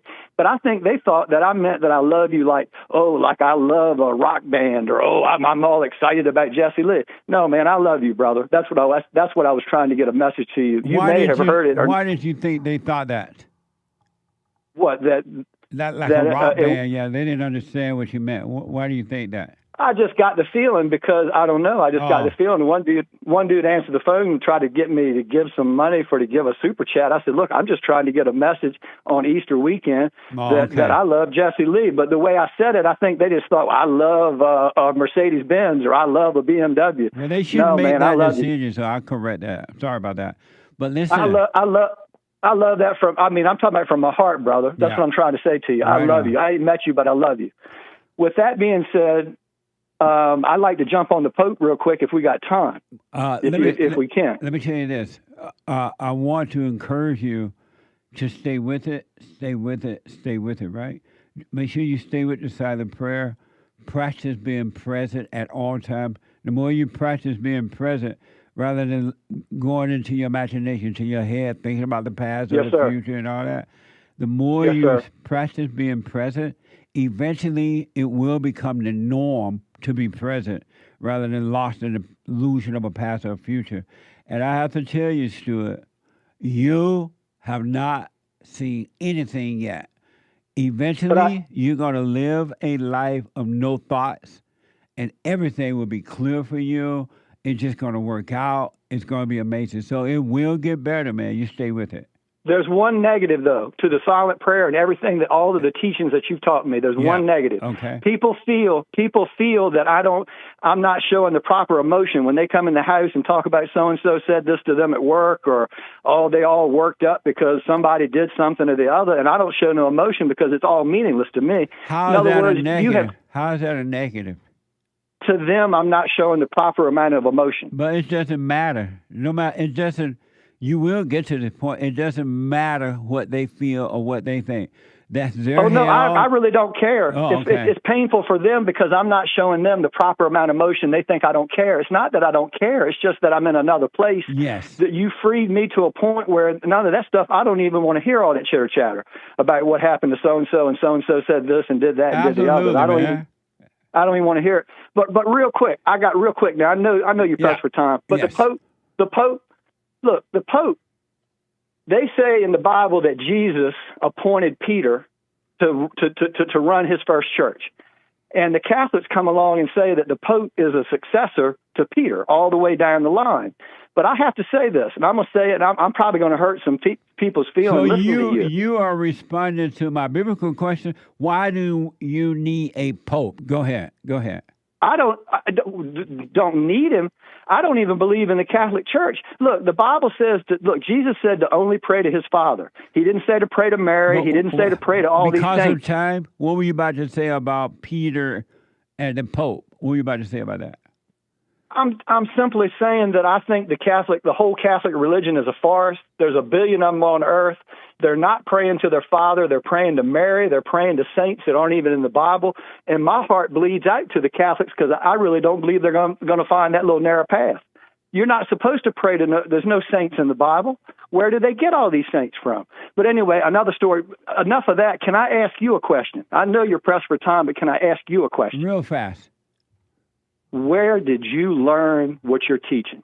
From within. From within. You're saying you didn't have a mentor. That you're saying that this came from within.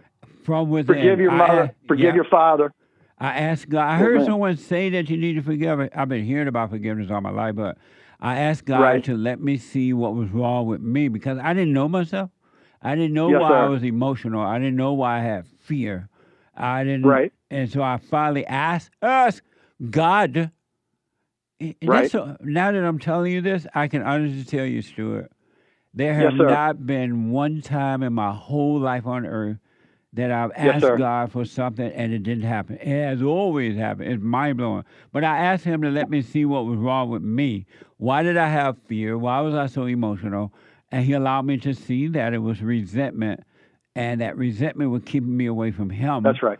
And that I resented my mother and who resented my father and tried to keep me away from him. And everything changed. And just like you said so many times, my father couldn't handle the hell in my mother, so he just stayed away. Absolutely. He couldn't handle it. Yeah.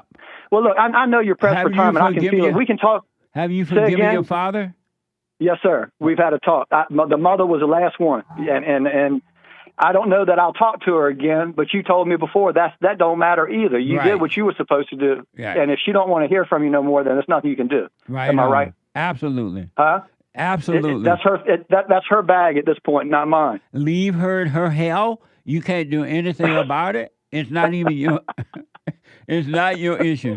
Just like God leave everybody in their misery if they don't want out, he just leave them there. He's like, oh, okay. And she is alone. Look, Jesse Lee, she just spent 10 years not speaking to a blood family relative till I called her last week. Nice. That's the type of hell. Now, that's hell. That's hell. Yeah, well, let her die in her own hell, in her own misery. And the daddy too. If he didn't like it either. He didn't like that either. I didn't protect you. You didn't protect me from my mother, and he didn't want to hear that either. Well, I told him. I said, you were a Mason. You could have got a Masonic lawyer and got me out of there. Yeah. But he didn't want to hear none of that either. Yeah, that's so you're saying don't look for them to reciprocate. Move on. Absolutely. You're saying move on. Absolutely. Christ came to divide you from your mother and your father, to divide evil from good, good from evil. So you're doing fine. You don't need them. Just wish them well. Sure. Don't be angry at them. They can't help it. Well, look, I owe you, brother, and I don't know how. I mean, you talk about buying some coffee and buying this and buying that and whatnot, but I owe you in a way that I don't know how to pay you. You pay it by living it. Be an example. All right, brother. Thank you, man. I'm going to spread the word. Yes. Let people know. And tell everybody that'll listen to me. Absolutely. I appreciate it. Jesse, I appreciate it, brother. I don't know how to tell you. I hope you can hear it in my voice. You talk to enough people. I hope you hear it. I do, brother. Hear it. I appreciate it. I love you just like you were my brother. You are my brother, but I mean, I love you just like we grew up as brothers together. I want you to know that. Absolutely. Don't impose it on people, but be the light. And if they want to know, hey, how do I overcome this? And you point them the right way. But if they don't want to hear it, let them suffer. Don't even let them stay in their misery. Absolutely. You know what I've started telling these people around the house here? Y'all are living in your imagination, what you're doing. That's your imagination messing with you. I'm telling that all the time, and then they look at me crazy. You know? They're like, what the? What? Yeah, but they're living in their imagination and constantly living in the imagination. I got it right. Imagination. Sure. I know you do, brother. Call me again, though, all right? Look, love you, Jesse. You too, buddy. Thank you. Take care, brother. All right. Bye-bye. Bye now. Bye-bye. Stay with it, stay with it, stay with it. Stay with it, man. Really. It gets better. Super chat. Super chats. Over on buymeacoffee.com/JLP Talk. Sterling, the Pope ain't ticked. He dead. He dead. May his soul rest in peace. Indeed. Eric, 3 coffees. Jesse, to the question, do you make decisions? No. My ego makes decisions. He who hesitates is lost. Thinking is hesitation. I don't think I know God's mind. Amazing. Thank you. Shout out to the top contributors on the D-Live crew yesterday. Army Ann, I'm all I'm saying. Games for Rec, Misty, Kid Combo 1, Wolf336, Groovy Monkey, CEO of Based, and the rest of the supporters, as always. Thank you all. I appreciate it. All I am saying is give life a chance. Do they say life or freedom? Peace. Oh, you have peace a chance. What's up? Nice. Thank you all. I appreciate it. Over on Buy Me a Coffee, someone is now a member. Self-reflection has been the best thing in my 57 years on this earth. Praise be to Jesse. I've been listening long enough, so when I don't get a chance to see the daily show for a couple days, I go reaching for a church episode. What the? Thanks, Jesse, from Canada. Thank you, all the way from Canada. Stay with it, stay with it, stay with it. And it's just going to get better. You're going to see how much the truth love you. Most people don't know the truth love them. They would say, oh, I know the truth love me. No, you don't. You don't even trust the truth. You stay with it, all right? You haven't seen anything yet. Thank you. Julie from Connecticut, Eric's wife. At the start of having children, Eric stayed at home while I worked. Hey! This was before Christ.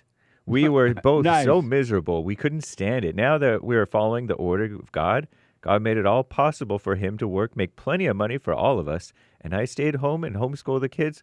When you do things in the order of God, God works out the details for you.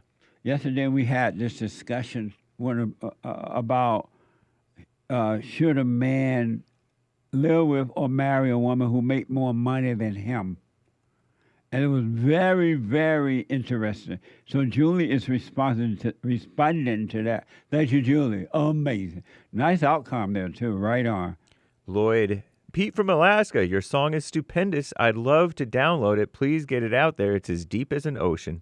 Much love to you all at the JLP show, staying with it. Lloyd and Ella Rose, Strong White Arm, and Red Rose. Nice. Thank you.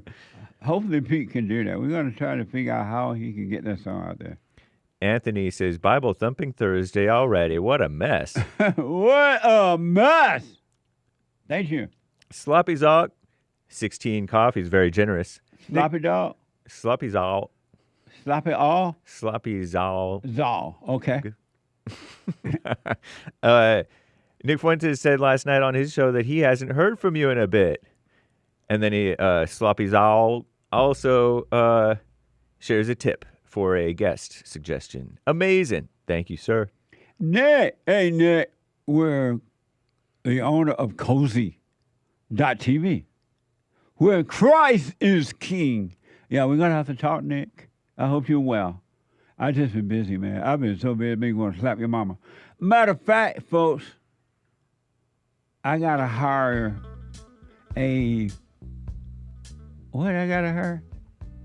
My producer tell me a social media person. Is that what that is? Is that what we need now? He told me in my ears. He said I need a social media person because we're so busy, we can't do social media all the way. So if you're interested in being a real social media, you got to have some experience. I ain't got time to be teaching it. So you need experience. If you're interested, send a resume or something to producer@JesseLeePeterson.com. All right? Producer@JesseLeePeterson.com. I need a real social media person. You know how to do shorts and all that, and clips and all that. Back in a moment. Thanks for your Zoom chat. We'll read the rest later. Yeah. I've been clinically depressed since I was 17 years old. And ever since I started listening to you a couple of months ago, bro, I don't even need to hear the word depression. I don't even care about that because that's not anything that I identify with anymore. Nice. I'm 100% cured. I'm 100% better because I've been listening to the Jesse Lee Peterson show. And I can't even begin to tell you how much I appreciate you. And I just can't even, begin to tell you how much I really appreciate the things that you're doing for young men. Young men need to hear this. And young men need to know this message that you're delivering because it's important. It's vital to their lives, Jesse. I just wanted to let you know that, man. That's amazing. I mean, you made my day, man. When I hear one soul has returned to the Father, it's like 1,000. It's better than silver and gold. So God bless you, man.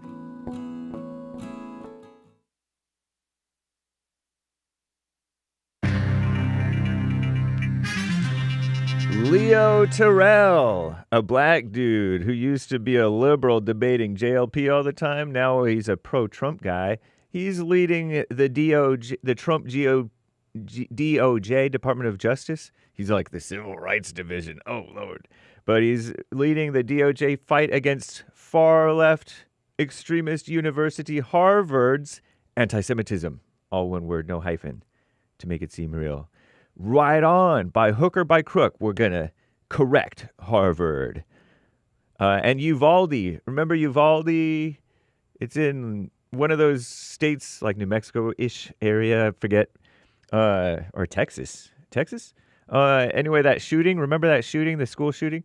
The families are getting a $2 million settlement. Not $2 million each, probably $2 million spread out very thinly among all the supposed families of the alleged victims of that shooting.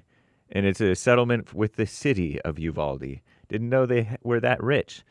And Simone Biles, World Sportswoman of the Year for 4 years in a row. Simone Biles, that black young lady she flips around and does gymnastics.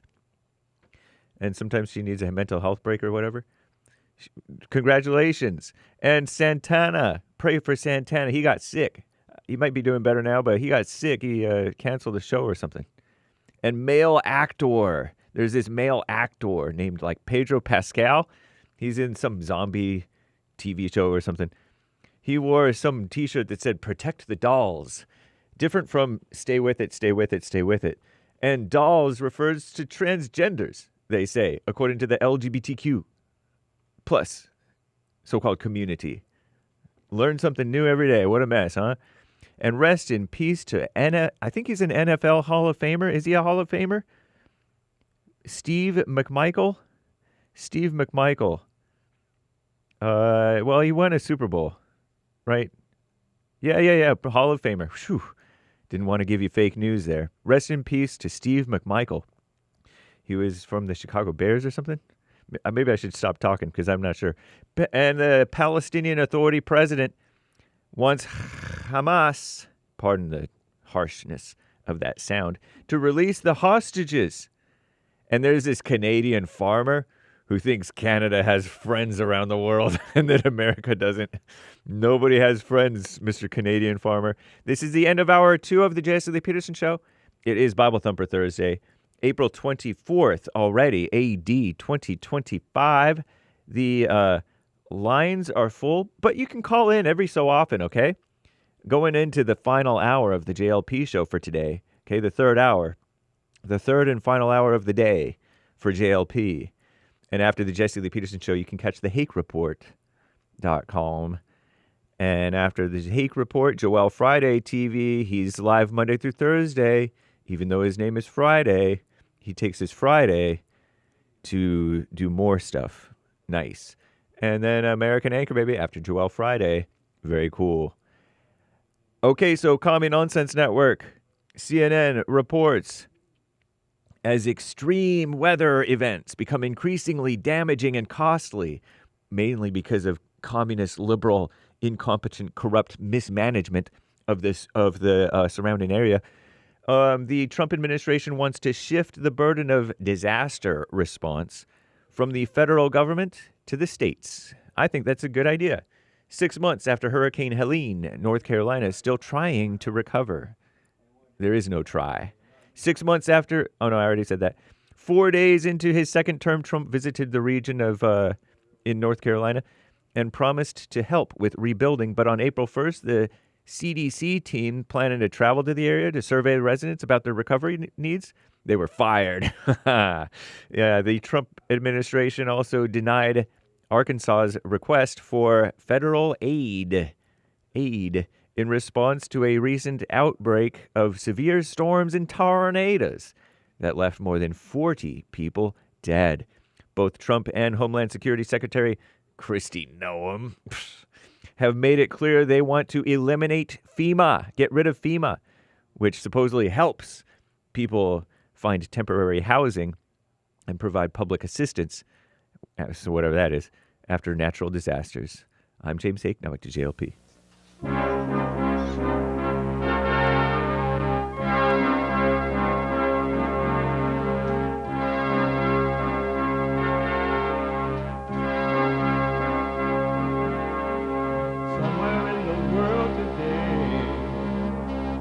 got to stand up strong, think the truth about themselves, to understand what went wrong. I know we can find a way. I know we can find a way. I know we can find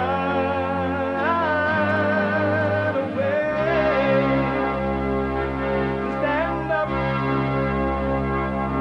stand up, stand up.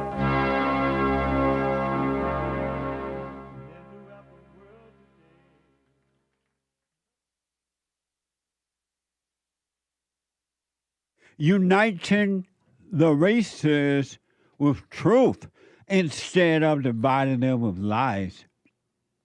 We're also rebuilding the family by rebuilding the man. I am JLP Peterson. Welcome to the third hour of the show already. What the? You can get involved by calling 888-77-53-773. 888-77-JESSE. And my biblical question, why do you need a pope? Why do you need a pope? I never understood the pope thing. And when I was growing up down in Sweet Home, Alabama, there was no Catholic church around, right? I only began to see Catholic churches when I moved to Indiana. I lived up there for a while. Then I saw Catholic church. I remember once, speaking of Catholic church, I was on my bicycle up there in Indiana, and I was on the sidewalk riding my bike. And there was this white woman coming out of a Catholic church, and she came out and she was walking so fast down the. I was on my bike so fast going down the sidewalk, and she was on that sidewalk, and I ran into the woman and knocked her down. I didn't mean to. I was like, Lord have mercy. I ran over the woman. I was like, what the? So I apologized. I stopped and helped her up and apologized, and she accepted. But it was a memory that has stayed with me. Anyway, you can get involved by calling 888-7753-773, 888-77-JESSE. And if you're like running around and you can't listen to the show live right now, you can, what you can do, you can listen on your iPhone or iPad by calling the listen line on TalkStream Live at 605-615-4131. 605-615-4131. And to donate and have your comments read out loud, go to Buy Me a Coffee. BuyMeACoffee.com/JLP Talk or Bond JLP Cash App. Bond JLP Cash App. It's Thursday. It's the last hour of Thursday now. And every Thursday is and will always be. Listen, if you didn't hear the first hour of the show today, make sure you do. They have this black pope on there from West Africa, I think. And I like what I heard him say. And I'm going to try to get an interview with him.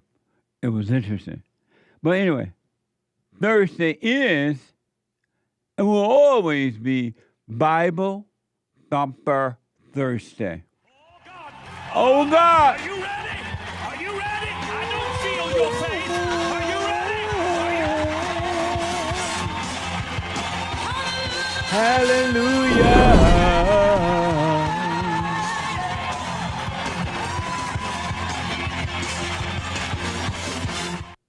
Deep.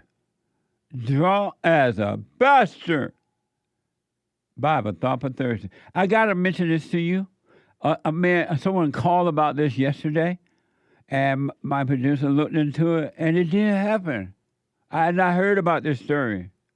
Apparently, there was a mass shooting down in Mississippi,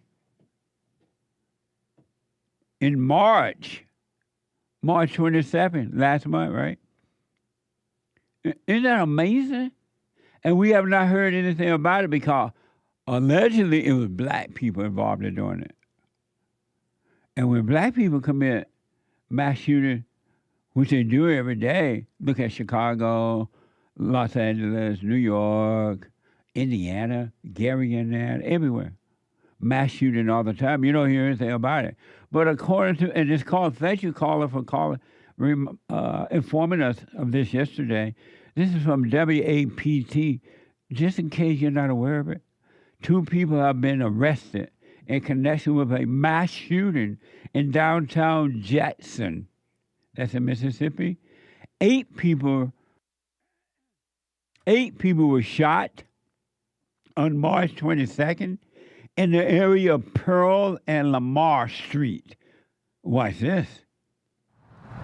In court today, we learned that the older brother, Michael, has turned in his badge following this arrest. Meanwhile, his younger brother, Marquavius, is no stranger to law enforcement. We learned that he has been arrested more than a dozen times. Both men were denied bond today, but in court, the public defender representing Michael told the judge that this shooting was in self-defense. I don't know them people. I don't know them. This is 21-year-old Marquavius McLeod claiming his innocence not long after finding out he and his brother, 22-year-old Michael McLeod, are prime suspects in the deadly shooting. The two are being charged with first-degree murder and 6 counts of aggravated assault.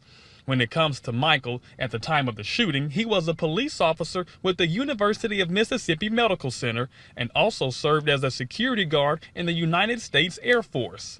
In court, his public defender stated that he would be arguing self-defense.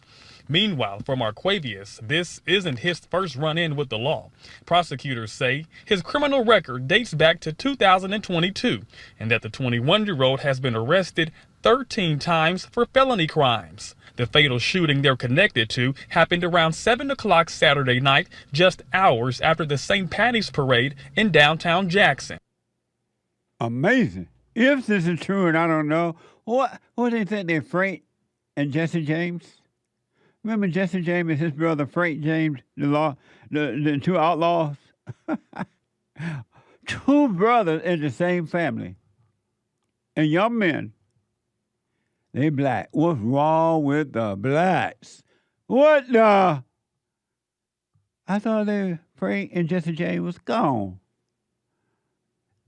They are being charged with shooting 7 people and killing 1. Watch this from 16 WAPT News. In all, they're charged with shooting 7 people and killing 21-year-old Cortez George. They're just throwing their life away. They're throwing their life away. And then one of them got a good job. Timothy White is the owner of the Youth Outreach Company. He works with youth to steer them away from violence. He was also at the parade on Saturday. White says he's at a loss for words when it comes to the violence that erupted. Violence, he says, could have been and should have been prevented. We was out there having fun, and then the young kids came in, and then just chaos. But I think it just, I don't know, man. They need something to do. Then I keep on saying they need something to do, and then we have that, and then something happened. So I think it's, right now, man, I work with young people all the time, and I just don't, I mean, I really don't know what's going on right now, man. I really don't know. Amazing. He just don't know. The only thing going to end black on black and black on other people violence. Excuse me. The only thing going to stop it, black on black killing and black on killing white people and other, they got to drop the anger. The heart must change. Change the heart, you can change the world. They're angry at their mothers and grandmothers, and they're yearning for their fathers. And no outdoor activity would solve that. And white people, do what you want, but you be careful going to the event where all these black people are.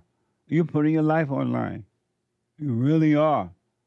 Like the caller said yesterday, Jesse, I think that the white people need to stop going to these events where blacks are are located because there's going to be killing, something like that.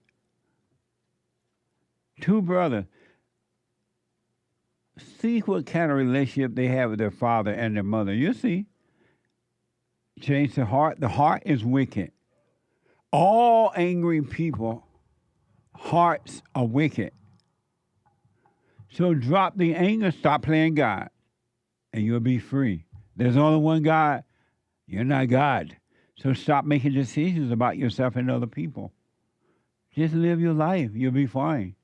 So you may not have heard of Jesse James and Freight James. Jesse Woodson James was born September 5th, 1847 through April 3, 1882. Was an American outlaw, banked and robbed trainer and train robbers. Sorry, bank and train robber. Guerrilla and leader of the James Younger Gang. Amazing. Oh, that's from Wikipedia. And then Alexander Franklin James was born January 10th, January 10th, 1843, died February 18th, 1915. Was a Confederate soldier and guerrilla in the post-war Civil War period. He was an outlaw. That's according to Wikipedia. Also known as Frank James. That was Frank and Jesse James. I used to love watching those cowboy movies with those guys. Really. Oh, amazing. Anyway, folks, drop the anger. I want you to know that I've said it before, and this is to all people. For anyone that want to accept it, anyone that want to accept freedom, I want you to know, and this is the truth. Couple things. It's Bible Thumper, right? Number one, the kingdom of heaven is inside of you. Paradise is inside of you. It's not on the outside. Nothing, no physical gain will bring you peace. All the money, all the houses, all the women, all the men, all the riches, all the everything. People loving you, and you think they love you. That's never going to bring you freedom. No drugs, no alcohol, nothing. The kingdom of heaven is inside of you. And I want you to know, you, all people, have nothing to be guilty about, to feel angry about. There's no reason for anger, zero. Anger is not necessary. Anger is your enemy. There's never, ever, ever, but never a reason to be angry. And anger is not a strength. Anger is a weakness. Anger is hatred. Dressed up. Anger is dressed up like love, but it's hatred. And anger causes you to play God, and you judge yourself and others, and you're miserable. Drop the anger, you can drop the evil heart. And you do that by admitting that you are angry. Men and women, you're angry. And women, you're responsible for your own overcoming. Men are not responsible for that. And men, you're responsible for yours. The individual is responsible, not you. Drop the anger, you're going to drop the evil heart, and you will be free. And I want you to know, you are neither a sinner nor a saint. You're neither guilty or innocent. You're neither rich nor poor. You're neither black nor white. You're neither Jew nor Gentile. You're none of the things that you think you are. It's an illusion. You're not fear. You're not loneliness. You're not suicidal thoughts. You're not your mama's boy or daughter as an adult. You're not in prison except in your own mind. You're in prison in your imagination. According to the scripture, your thoughts, thus said the Lord, your thoughts are not my thoughts. Your ways are not my ways. He's telling you that your thoughts are not his. And yet you hang on to thoughts. You hang on to every word. And you're suffering unnecessarily. You are free. The only thing you need to do, salvation of the heart, meaning that you need to admit and you shall go free, that you have anger and that you are evil. I'm wrong. I have anger. I'm wrong. I'm judging. I'm wrong. And you can't help but judge when you have anger. Anger is hatred. You're a hateful person. And the depths of an angry person, there are no words to express.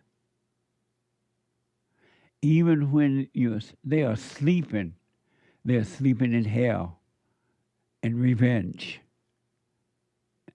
and worry and jealousy and immense strife, meaning that in bed sleep. But when they're angry, they're still asleep because any angry person is a sleep person. They're not awake.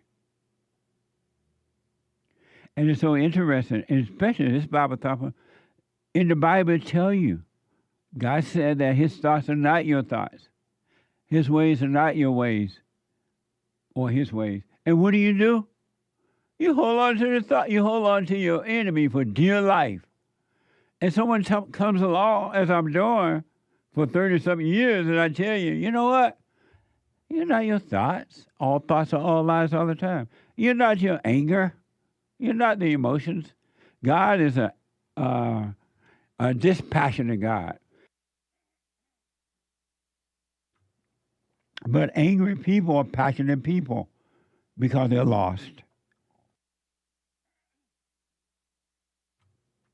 My throat is dry. I need some water. They're lost. And you won't drop it. Isn't that a mess? You tell people, drop your thoughts. You can be free.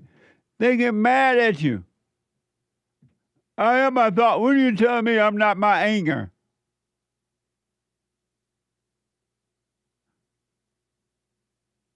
Isn't that amazing? 888-77. So you can live in your hell in your misery. Or you can be free from it. It's up to you. The way has been made. All of your sins have been forgiven. The real you is a free you. The fake you is what's bringing you all the problems, the ego, and it's making you think it's you. Zach is the first time caller out of Ohio. Zach, welcome to the show. You're on the air. Hey, Zach. You hear me? You're on the air. Zach, better? you're doing fine. Go ahead. All right. Yeah, I just wanted to call and tell all you guys thank you. What you do is awesome, and I really appreciate it. And that's really about it. I'm kind of in the middle of something right now. Oh, but, thank you, Zach. You stay with it, man. Yeah. I appreciate that. Yeah. Well, I appreciate it. Thank you, and thanks to all your crew. Right on. Thank you, buddy. Amazing. Yep, have a good one. All right. Every human being on earth, man or woman, can be free right now. Ladies, though the hell coming through you, you're not the hell. Stop identifying with it. It's not you. You're not your emotions. You're not your thoughts, ladies. Stop identifying with the anger that's inside of you. All right? So you can be free as well. 888-7753. Ladies, you got to drop the anger. There are women who are hearing this message of forgiving their mothers and their fathers, and they're like, what? No, I had no idea, they say. And they're becoming free. You can be free if you want. Ashley is out of Nevada. Let's see here. Ashley, welcome to the show. You're on the air. Hey, Jesse. Hey. So I'm not sure, I've been working graveyard, and I have an opportunity to possibly get the day shift. I know you can't like make a decision for me, but it's like you've been talking about lately, like, you know, like people that can't make decisions. It's, you know, but it's like I like the opportunity to do graveyard because I'm able to do 4 days and work 10-hour shifts. So I do the 40 hours in 4 days, and then I get 3 days off. Right. But like right now, like I'm tired, like, and so like all I do when I get home is kind of just, if I'm not asleep, I'm laying around. Right. But then like there's other people that, you know, it works for them, and you know they're able to like get other stuff done. And I'm thinking maybe that's me too, because at first I was upset that I got graveyard, but then I worked graveyard, and I'm like, I like it, you know, it's okay. But then like stuff has been going on like with my family, and I think that's kind of like taking a psychological toll on me. And You mean your wife and you mean your wife and children? No, just, you know. What family? So like I'm living with my mom. How old are you? 43. What? No. No, but look, I know. 43. Yeah, I know. Look. No, when are you working night shift? If I live with my mama, I work night shift too. And then it gives me a good opportunity to get a second job because I got those 3 days off. Right. And this is just me, like, just, I don't know. I'm not Superman or nothing like that, but I mean, if it can be done, I could possibly do it, you know? Yes. And so, like, I move out next month on the 1st. I move out.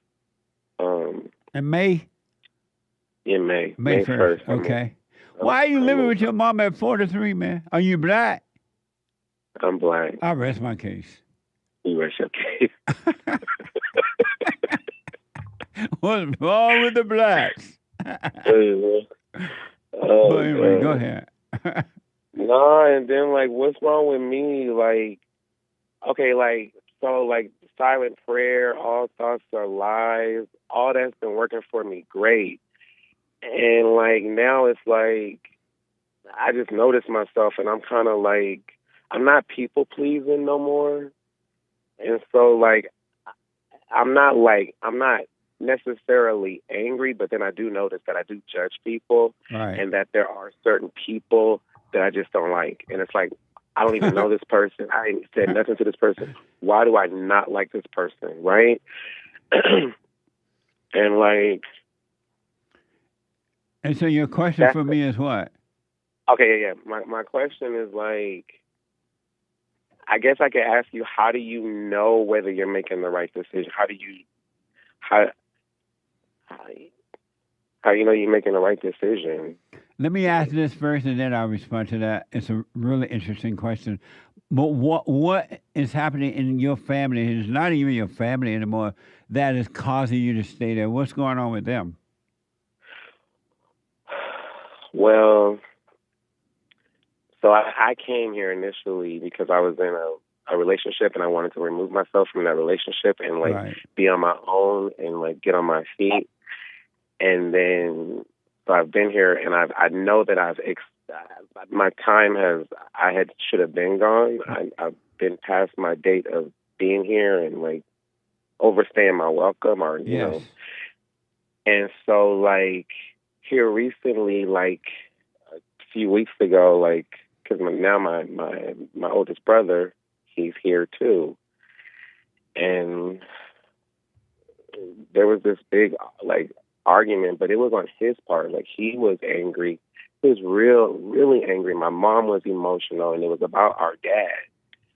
And it's like through that whole ordeal that lasted for like 3 hours, like I was really calm. And like my other brother was on speakerphone. He's in California. Well, I should have said he's in another state. Like, I don't want to really give out too much information. So, and then like, you know, so through the whole ordeal with my brother, like yelling at me and like they were upset because I said that I believed my father, like his perspective of like how he did fight for us and he did want to be in our lives, but my mom and her girlfriend at the time, especially the girlfriend, she made it difficult for him. And all I said was, I believe him. And it's like, I should have never said that. I mean, they were screaming and yelling, and I'm surprised the neighbors didn't call the police because it was really bad. But really then bad. you should have said it, but you shouldn't argue with them at all. Never argue with the I devil. And I know you said that, and I didn't argue, but I couldn't I couldn't say anything. There was no conversation happening. So why do you just get off the conversation? Let them have it by themselves. It's supposed to be a conversation with sound like three people, and you said your point of view, and they didn't want to hear it. Why didn't you just say okay, goodbye? I kind of just sat there. Why?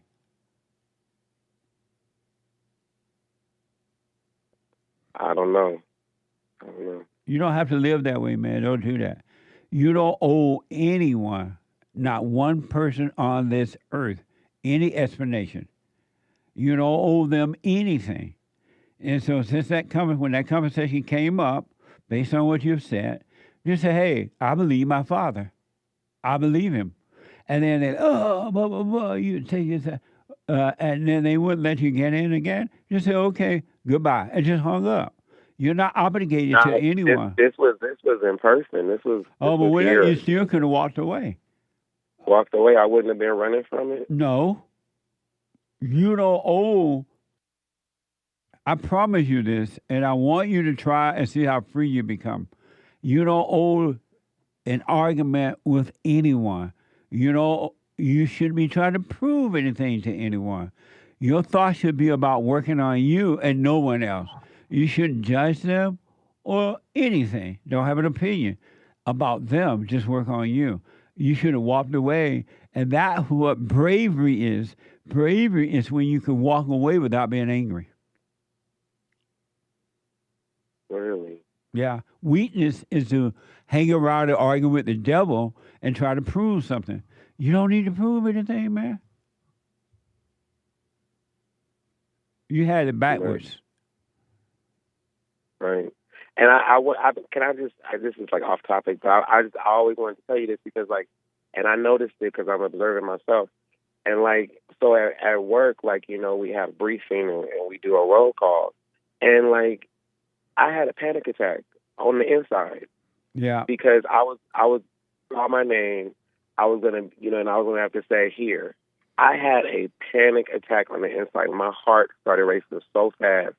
And I had to catch my breath because I was like, oh, my God. And then you're going to say here, and they're going to hear you trying to pull it together and catch your breath, and you sound weak. And I couldn't believe, so like you said, just go through it. And I went through it, and it's now it's it is what it is. But then, for that to be that way in every part of my life is kind of I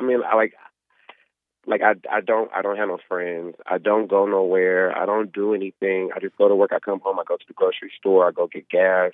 Sounds like an amazing life to me. You're fortunate because there's no such thing as friend anyway. It's an illusion. I know, and I hear you say that, Jesse, but your work environment is so you guys are great. You guys throw things off of each other. You got the camaraderie. You got the bond. Bond. Your organization bond. You've got bonds with people. And I'm saying I don't have bonds with people. You're blessed not to have bonds. Well, how do you say that? Yeah. Hold on. All right. All right. The treasure chest is now open on D-Live. Back in a moment.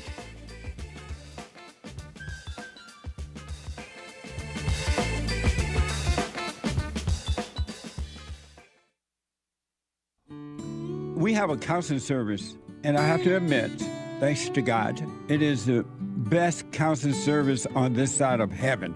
I counsel with men and women, families, individuals around the world. Most people are unhappy, they're miserable, they have rough lives, They're depressed, suicidal, young and old, of all races. I understand, I know why, and I do understand it. Because exactly what's happening in me is happening with everybody outside of me, inside of them. And I've noticed that with those who really, really, really want to understand, they overcome it just like that, out of one counseling session. If you need counseling, you can go to rebuildingtheman.com or call 800-411-2663. 800-411-BOND. Best counseling service on this side of heaven.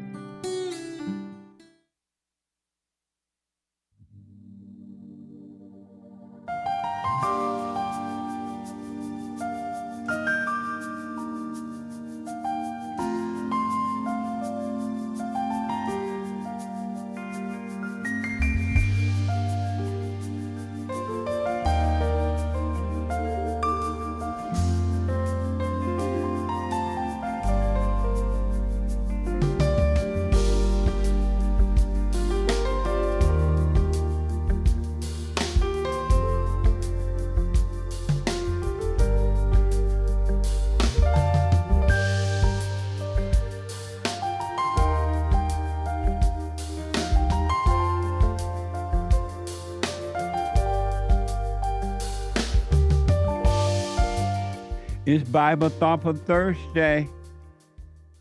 You can either be free or live in your illusions, which is hell.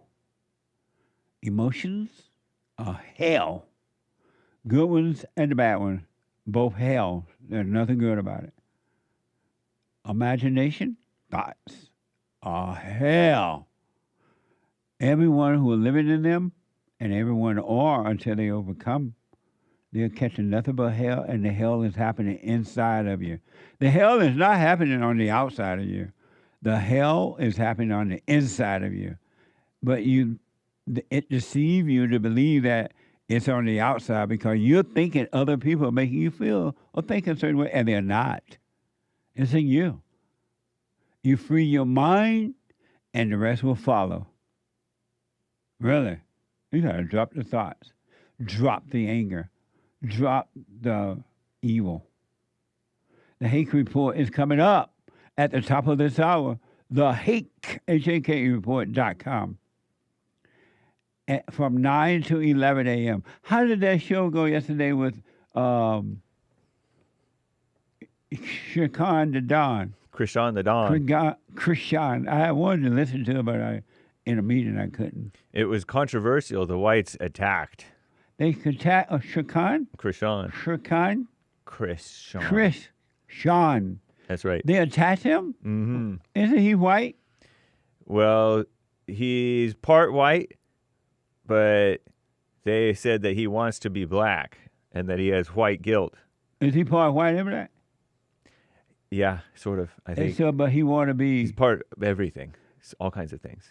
We are the world thing? Part Jamaican. Really? Like some type of Asian, maybe. And they said he wanted to be black. Right. Because he said that there are white race hustlers on this Austin Metcalf, Carmelo Anthony track meet stabbing case. Oh. Pardon the gesture. It's too late. Terrible. I did it twice accidentally. I know. You like pardon and did it again. Check out that show yesterday. I'm going to check it out later on my podcast. Nice. TheHakeReport.com. Grass. The Hake, HAKE report.com. So Hake is coming up at 9, the top of the hour from 9 to 11. Yeah. And then after the Hake, Joel Friday TV. He black. Joel Friday. And then the American Anchor Baby. All right? The American Anchor Baby at 12 noon. Amazing. Listen, go make a donation to Bond, rebuildingtheman.com/donate. Help us to help others. Especially you've been helped. Even those that have not been helped, still help us to help others. You just don't want to help, but at least you can help us to help others, all right? Or call 800-411-BOND, 800-411-2663 to make a donation. I want to go quickly back to Ashley because I want to get in as many calls as possible here. Ashley. Yes. So about the night, is it like a like, what you call that? You work from like midnight until the next morning? Graveyard. Yeah, graveyard. Is it a graveyard shift? Yeah. And do you like it? I did at first, but now it's like dragging, and I'll be tired. So do you like it? Yeah, I mean, yeah. I liked it at first. I like it. Do you like it?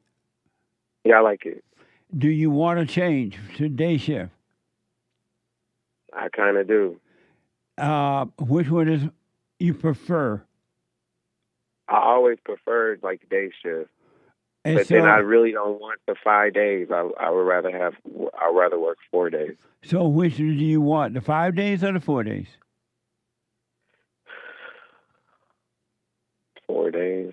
What? 4 days. Okay. Here's what I want you to listen up closely. I want the world to hear this, but I want you to hear this. All right? Do you want real power and authority in your life? I do. Make decisions and do them. Whatever opportunity comes, when an opportunity comes, make a decision and go with it. And everything else will work itself out. Don't worry about the outcome. Don't think about how it's going to go and not going to go. Make the decision. I promise you, you will have power that will blow your mind. But you got to make decisions. And don't be double-minded about it. Make the decision and go with it. And don't worry about the outcome. It will blow your mind. So you need to make the decision. Do you want day shift or night shift? Yes, I want night shift. Or yes, I want day shift. And no more thinking about it and do it. You got to learn to make decisions if you want true authority in your own life. Make a decision. That's all you need to do. And don't be double-minded. All right. All right? All right. Make a decision. Don't be like, well, I like the night shift, but then I like the day shift, and then I like the night. That's a double-minded person, and that person is unstable in all his way, and they have no power. They have no authority. They're weak. Make a decision, man. All right, I don't want to be that way. Make a decision. That's all you got to do. Make a decision. Like when your family were arguing about your dad and other, you could have made a decision. When you realized they didn't want a conversation, they wanted to argue, you could have made the decision. I'm out of here. Bye. And move on. But then I stayed because there was stuff I needed to say too. No, you stayed because you were double-minded. They didn't want to hear what you had to say. Yeah, they didn't want to hear what you had to say. Yeah, I know they didn't. They really didn't. And they have a right not to want to hear what you have to say. They don't want to hear, they don't want to hear. But you need to start making decisions. When they didn't want to hear, oh, okay, bye. And went on your way. You got to start making decisions. A person who cannot make decisions, especially when the opportunities come, the opportunities are coming so you can make the decision. You can go with that opportunity and see what happens. All right? Make decisions, man. Okay. Okay. Okay. And stay with the silent prayer, and don't worry about having friends or don't have friends or whatever.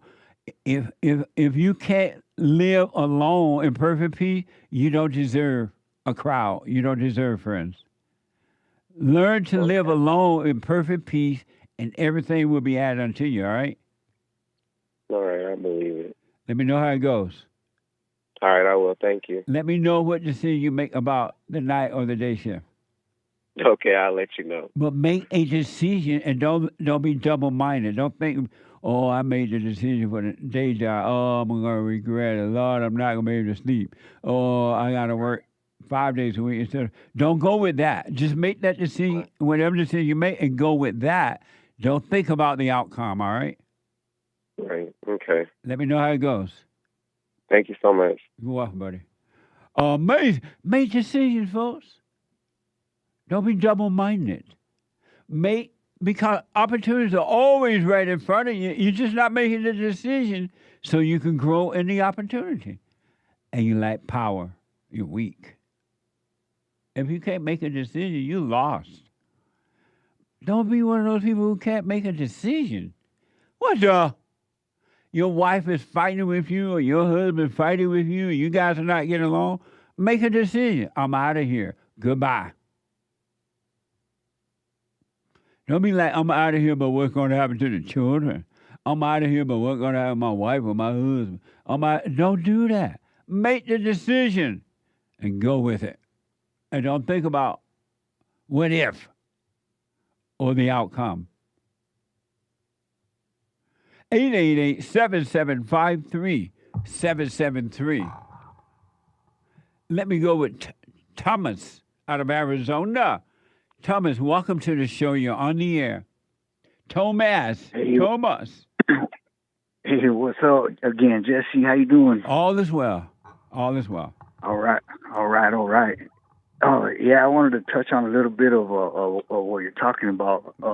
Okay. You know, because I listen a lot, you know, about the minds of individuals, and I think because I wanted to fill you in that I actually mentor men also at a men's home and in the jails over here in Arizona. Do you make decisions? And so, yeah, I absolutely make decisions. Nice. But listen to what I'm saying though is that I also mentor men over here because I have a lot of things in common with a lot of these like convicted felons and people that are like minorities.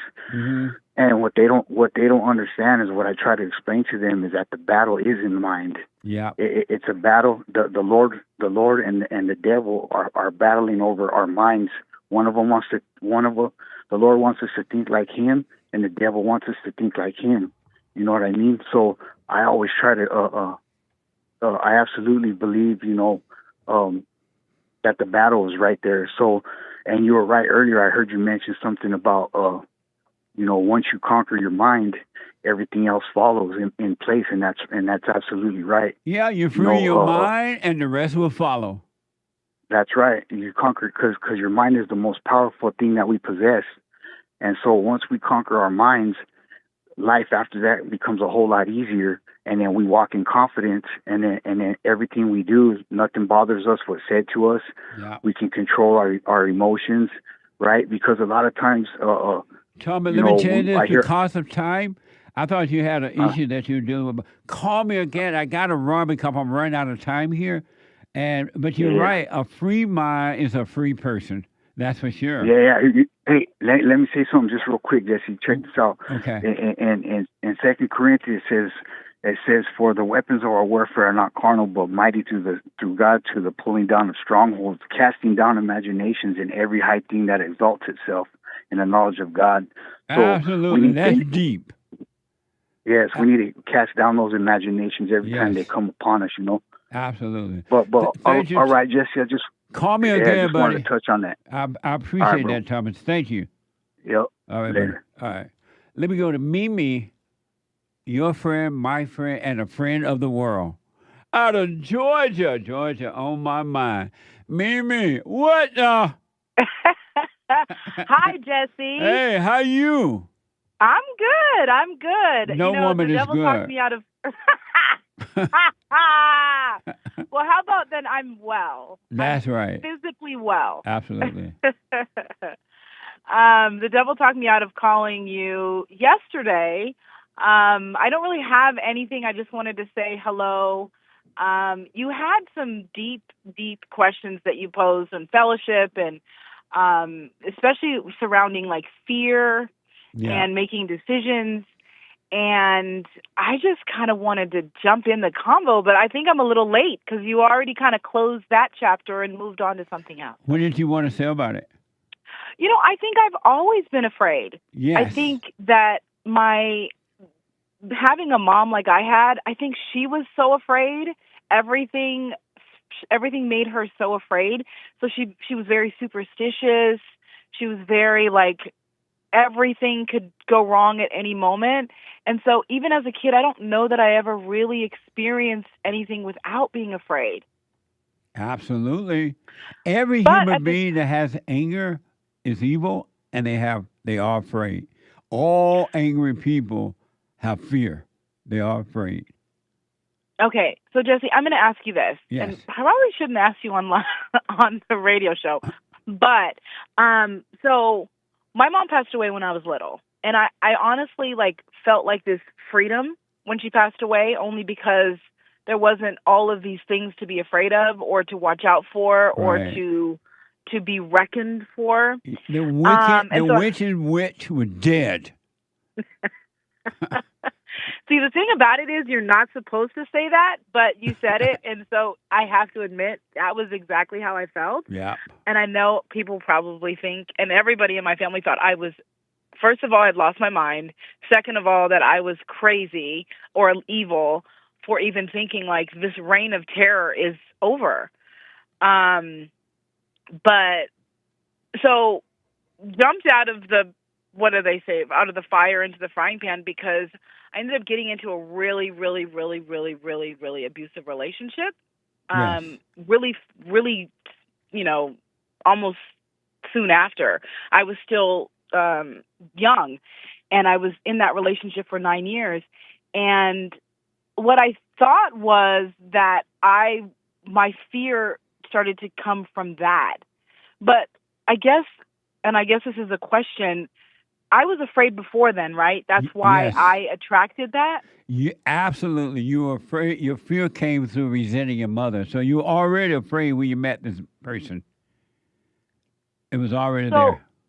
I think the reason why I'm tying it all in a cute little bow is because there's something about me that when I want to do something that feels right for me, I get really afraid and I want to do what's right for the other person. And that's something that I'm struggling with. That's why I hesitated to call, because kind of we left something kind of hanging in the balance. Well, you didn't, but I did. And it's still there. And I think it's just because I'm not willing to think about what's best for me first. There, If you don't put you first, how will you become free? Because if you don't put you first, you're going to treat others in the way you treat yourself, with fake love. Why don't you got to work You think everything? that Everything starts with self. The beginning of overcoming hell started with you. You got to work on you. And yeah, but I think there's just too much fear. There's too much fear. Right, but how will you overcome hell if you don't go through the fear? On the other, because fear is an illusion, it's not even real, right? And so, in order to get to heaven, you got to go through hell. You got to go through the fear. And as you know, there's no love in fear at all. It's all evil. And you're saying that I love myself with fake love? 100%. I'm not sure why that doesn't make sense. Because your ego is focused on others, and you got a false sense of feeling of love, thinking you love somebody else because you're putting them first, and that's evil.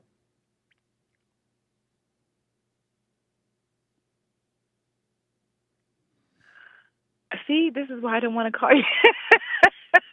I thought of you yesterday. It's interesting when I was doing my show yesterday. You crossed my mind. And I know it's a thrill. I'll be 100,000% transparent. It's definitely a thrill, the feeling. Yeah. But I miss you, or I miss the fellowship. I miss you. So it's like, what in the world? It's just, it doesn't it doesn't change anything thinking about the past, but I was so tricked. I tried to tell you. You did. Look me right in my eye. Yeah. I'm like, no, it ain't real. Don't do it. Look at your motive. Yeah. It ain't going to work. Yeah.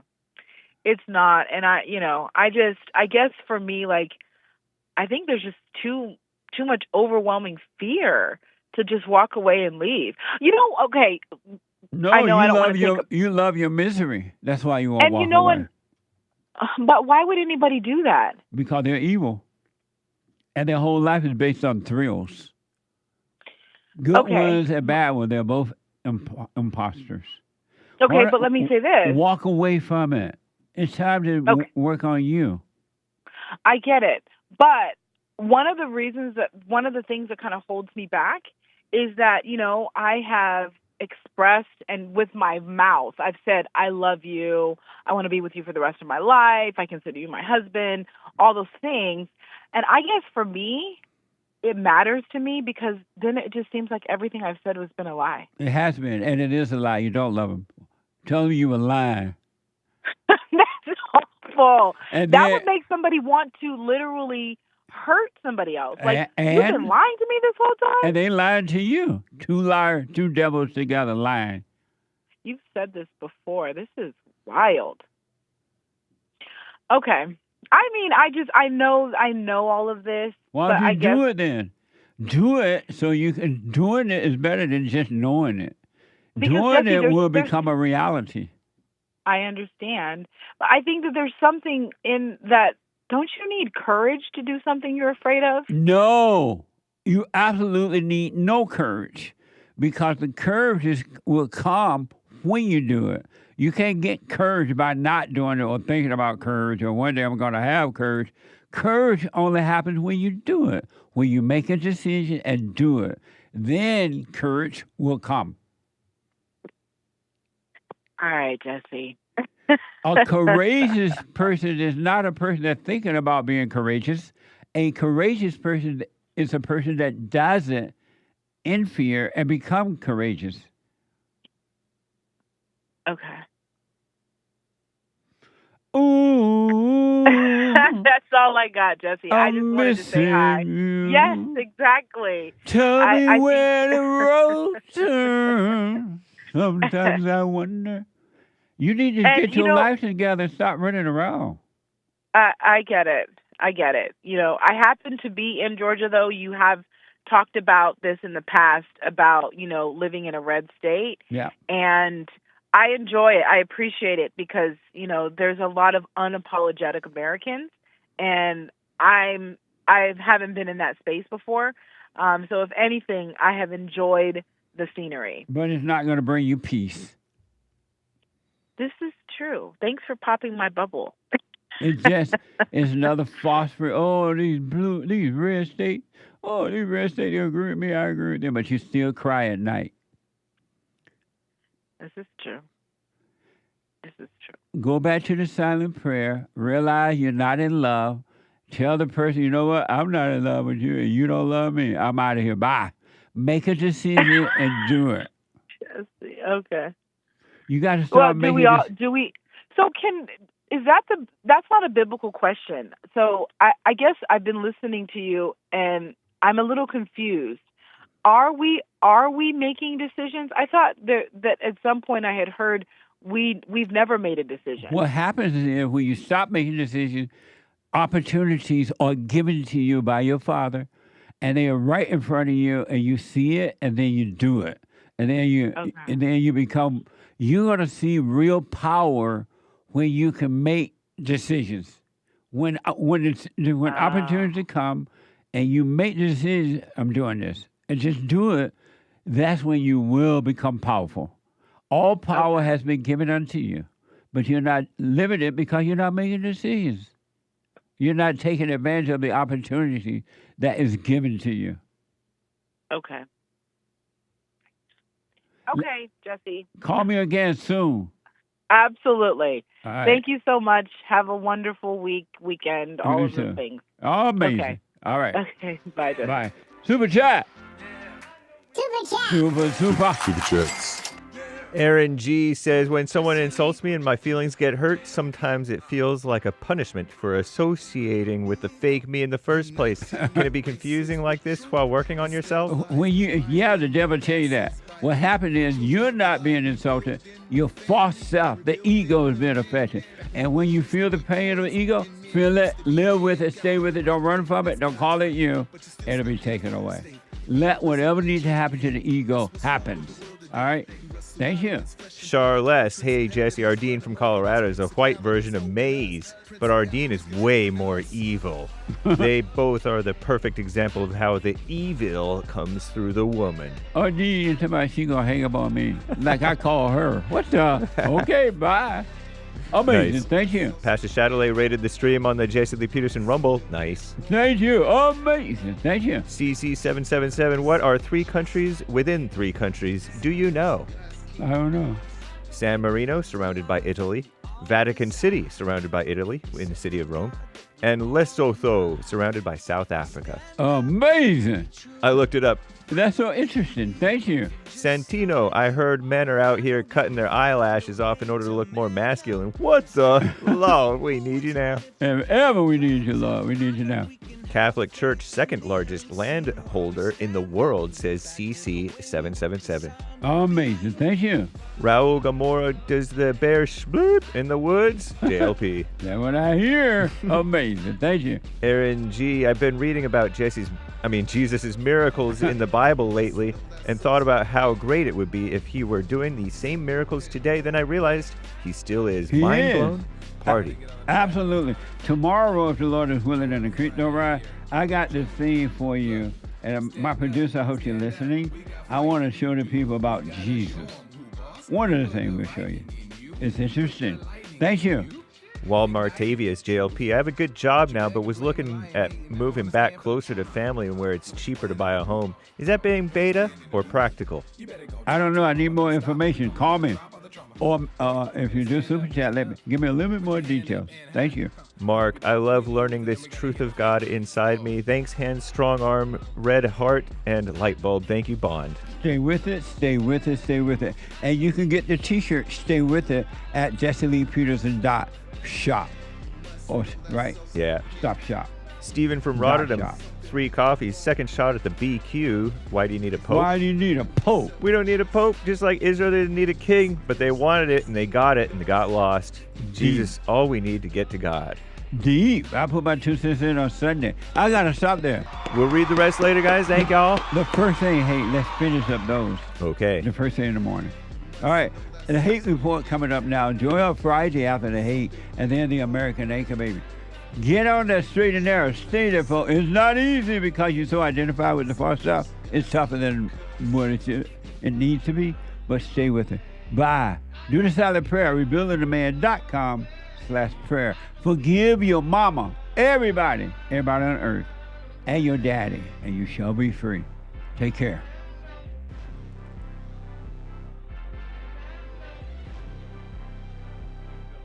Bye, callers. I'm sorry. Jay out of California, Bill out of Oklahoma, and the other callers that are hanging up. I'll be back tomorrow. Black Friday tomorrow. So, here's what I recommend. I invite you to download my silent prayer. I know some people have called in and they wonder if the silent prayer is working. And I just want to take a second and to tell them that it works. You just have to stick with it. Yeah. That's the first thing I started doing before I even forgave my parents. And I was so depressed and suicidal at some times that I just would have to stop in the middle of my job or whatever I was doing and go into the silent prayer. And it really does help. Like, I don't have those anymore. Amazing. You haven't seen anything yet. Doubt every thought. Bring every thought into captivity. Just let them all pass. Don't judge them. You haven't seen anything. It gets better and better and better and easier. So my gift to you, no charge, at rebuildingtheman.com/church. Check out Punchy's Coffee. I have my own coffee now. Punchy Coffee is good. Every bag is roasted to order. Freshest flavor. Top quality. Specialty grade beans. Good. Every dime goes back to Bar, my nonprofit. And we are rebuilding the family by rebuilding the man. So when you're drinking coffee and enjoying it, just know you're helping somebody. Amazing coffee. Punchy has his own coffee now. What the? And it's so good. All the way from the plantation to my own coffee. Who would have thought? Did that coffee come from the plantation? Did I pick my own coffee? Check it out. Go to rebuildingtheman.com, rebuildingtheman.com/stores and get Punchy's Coffee.